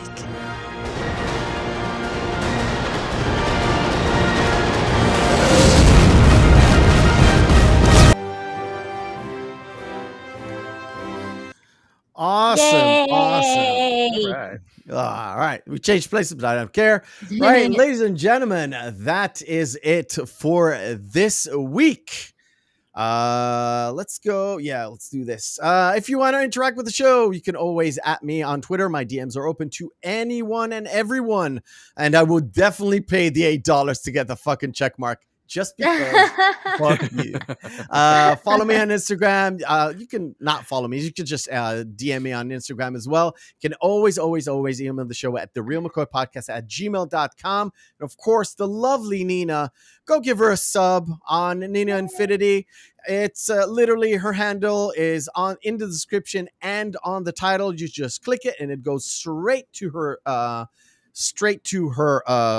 YouTube channel, and you can follow her from there to Rumble, where she backs up her stuff and does exclusive content on Rumble. You can follow Nina at Twitter and Nina7Infinity, and of course Instagram as well, Nina7Infinity as well. Bablam! Thank you, Nina. It was awesome. Oh, and also, great talking. Nina, just be sure to send us the link for. Oh, yeah. I will. I will, definitely. For the upcoming cosplay calendar. That's gonna be fun. All right, cool. Definitely. Thanks for having me on, guys. It was really fun. Yeah. Awesome. Next week. What do we have next week? Yes, it's a little jumbled, all my feelings. I kind of switched it back because of guests. Blame Farron. Blame Farron. Okay. She was supposed to be next week talking to us about Wag the Dog, but she's moving apartments or houses that particular Saturday. Yep. So we kind of pushed it because I really wanted her to cover Wag the Dog, which is coming up next week. We will have Man of the Year with Robin Williams. Rewatched it this week. It is fantastic. Fun movie. It's less funny and more hard-hitting political truths about America in general and the tech companies. And it is so prophetic. It is insane. So join us again and next week, ladies and gentlemen, where I don't believe we're going to have a guest, but we'll see. That is Nina, thanks again for joining us. Appreciate it. Thank you, Nina. Thank you. And we will see you next week. Have a good one.